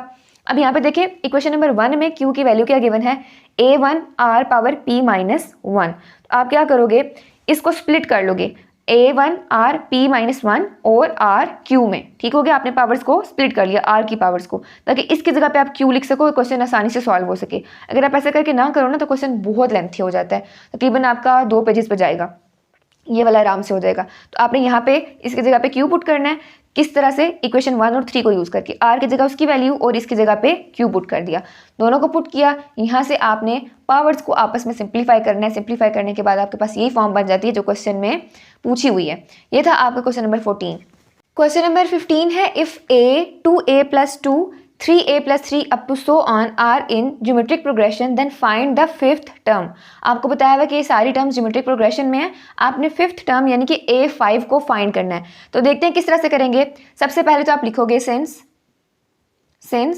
A 2A plus 2 and 3A plus 3 up to so on are in geometric progression, it means common ratio exist करेगा, कॉमन डिफरेंस अरिथमेटिक प्रोग्रेशन में होता है।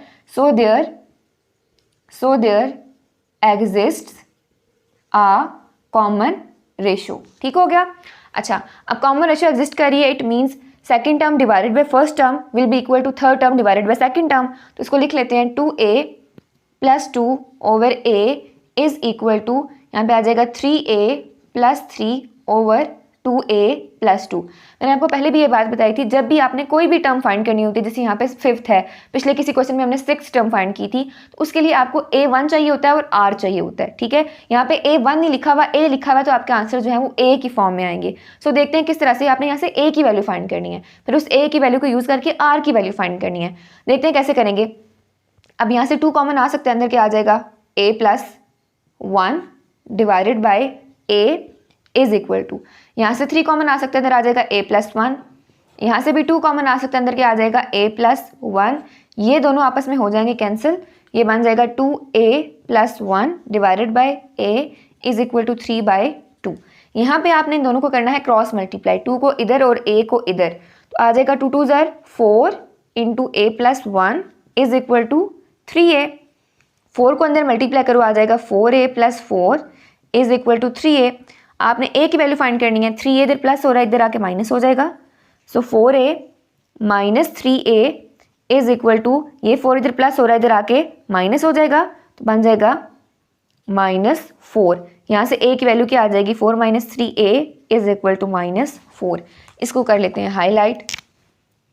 सिंपल से स्टेप्स हैं, आपने जस्ट वही कंडीशन लगाई जो क्वेश्चन में गिवन थी, आप ये भी लिख सकते हो according to the given condition. Geometric progression में इसका मतलब है कॉमन रेशियो एग्जिस्ट करेगा। आपने डिवाइड कर दिया सेकंड टर्म को फर्स्ट से एंड थर्ड टर्म को सेकंड से, उनको सॉल्व किया, यहाँ से आपके पास a की वैल्यू आ गई। अब आपने इस a की वैल्यू को इस सीक्वेंस में पुट करना है, जो सीक्वेंस गिवन है ना यहाँ पे, a 2a plus 2 3a plus 3 up to so on. इस a की वैल्यू को इस सीक्वेंस में पुट करना है ताकि हम यहाँ से r की वैल्यू निकाल सकें। अच्छा, मैथ्स में ना एक क्वेश्चन को सॉल्व करने के बहुत सारे मेथड होते हैं, तो ये सबसे सिंपल और आसान सा मेथड था जो मैं करवा रही हूँ। बाकी मेथड्स भी हैं, लेकिन उनसे या तो क्वेश्चन लेंथी हो जाता है या ज़रा सा कॉम्प्लिकेटेड हो जाता है। सो यही कोशिश होती है कि जितना हो सके उतना ईजी वे में आपको समझाया जा सके। अच्छा, यहाँ पे a की वैल्यू क्या है, -4, तो यहाँ पे पुट कर देंगे, आ जाएगा -4, 2 into -4 plus 2, 3 into -4 plus 3 up to so on. ये आ जाएगा -4, ये क्या बन जाएगा, -4 इंटू 2 8 -8 प्लस 2, 3 4 ज़ा 12 -12 plus 3 up to so on. ये क्या बन जाएगा, -4 -8 plus 2 is equal to -6, -12 plus 3 is equal to -9 up to so on. अब ये भी ज्योमेट्रिक प्रोग्रेशन में है, यहाँ से कॉमन रेशियो निकाली जा सकती है ना आसानी से, r निकाला जा सकता है। r किसके इक्वल होगा, second term divided by first term, यानी कि -6 डिवाइडेड बाय -4, माइनस माइनस से कैंसिल हो जाएगा, तो r की वैल्यू यहाँ से आपके पास क्या आ जाएगी, 3/2, 2 2 ज़र 4, 2 3 ज़र 6, r क्या आ गया 3/2। इसको भी मार्क कर लेते हैं, a भी आ गया और r भी आ गया। अब आप आसानी से फिफ्थ टर्म को फाइंड कर सकते हैं। nth टर्म का फार्मूला क्या होता है, an is equal to a1 r n minus 1। तो a की वैल्यू पुट करोगे और r की वैल्यू पुट करोगे। यहाँ पे मैं a लिख रही हूँ, a1 नहीं लिख रही क्योंकि यहाँ पे हमने a ही फाइंड किया है, तो इसको a की फॉर्म में ही लिखेंगे। तो यहाँ पे क्या आ जाएगा, a की जगह पे आपने -4 पुट करना है और r की जगह पे 3/2 पुट करना है। फाइंड क्या चीज़ करनी है, फिफ्थ टर्म, यानी कि a5। तो पहले इसको इस फॉर्म में लिख लेते हैं, n की जगह पे 5 पुट करो, a5 is equal to a into r power 5 - 1, तो 4 हो जाएगा। मैं डायरेक्ट लिख रही हूँ इसको 4, a5 is equal to a r power 4। a की वैल्यू पुट करो विच इज़ -4, r की वैल्यू पुट करो विच इज़ 3/2 और पावर इसकी क्या आ जाएगी, 4 आ जाएगी। अब 3 की पावर 4 लेनी है, देखना है उसका आंसर क्या आएगा, फिर 2 की पावर 4 लेनी है, देखना है उसका आंसर क्या आएगा। इसको यहाँ पे सॉल्व कर लेते हैं फर्दर, -4 एज इट इज़, 3 की पावर 4 लोगे, आंसर आएगा आपके पास 81, तो यहाँ पे आ जाएगा 81 डिवाइडेड बाय 2 की पावर 4 लोगे, आंसर आएगा आपके पास 16, 4 1 ज़र 4, 4 4 ज़र 16, तो a5 आपके पास किसके इक्वल आ जाएगा, -81/4 and that is your answer. ये था आपका क्वेश्चन नंबर 15 और यहाँ पे आपकी एक्सरसाइज नंबर 6.5 भी कंप्लीट होती है। That's it for today, thank you so much, अल्लाह हाफिज़।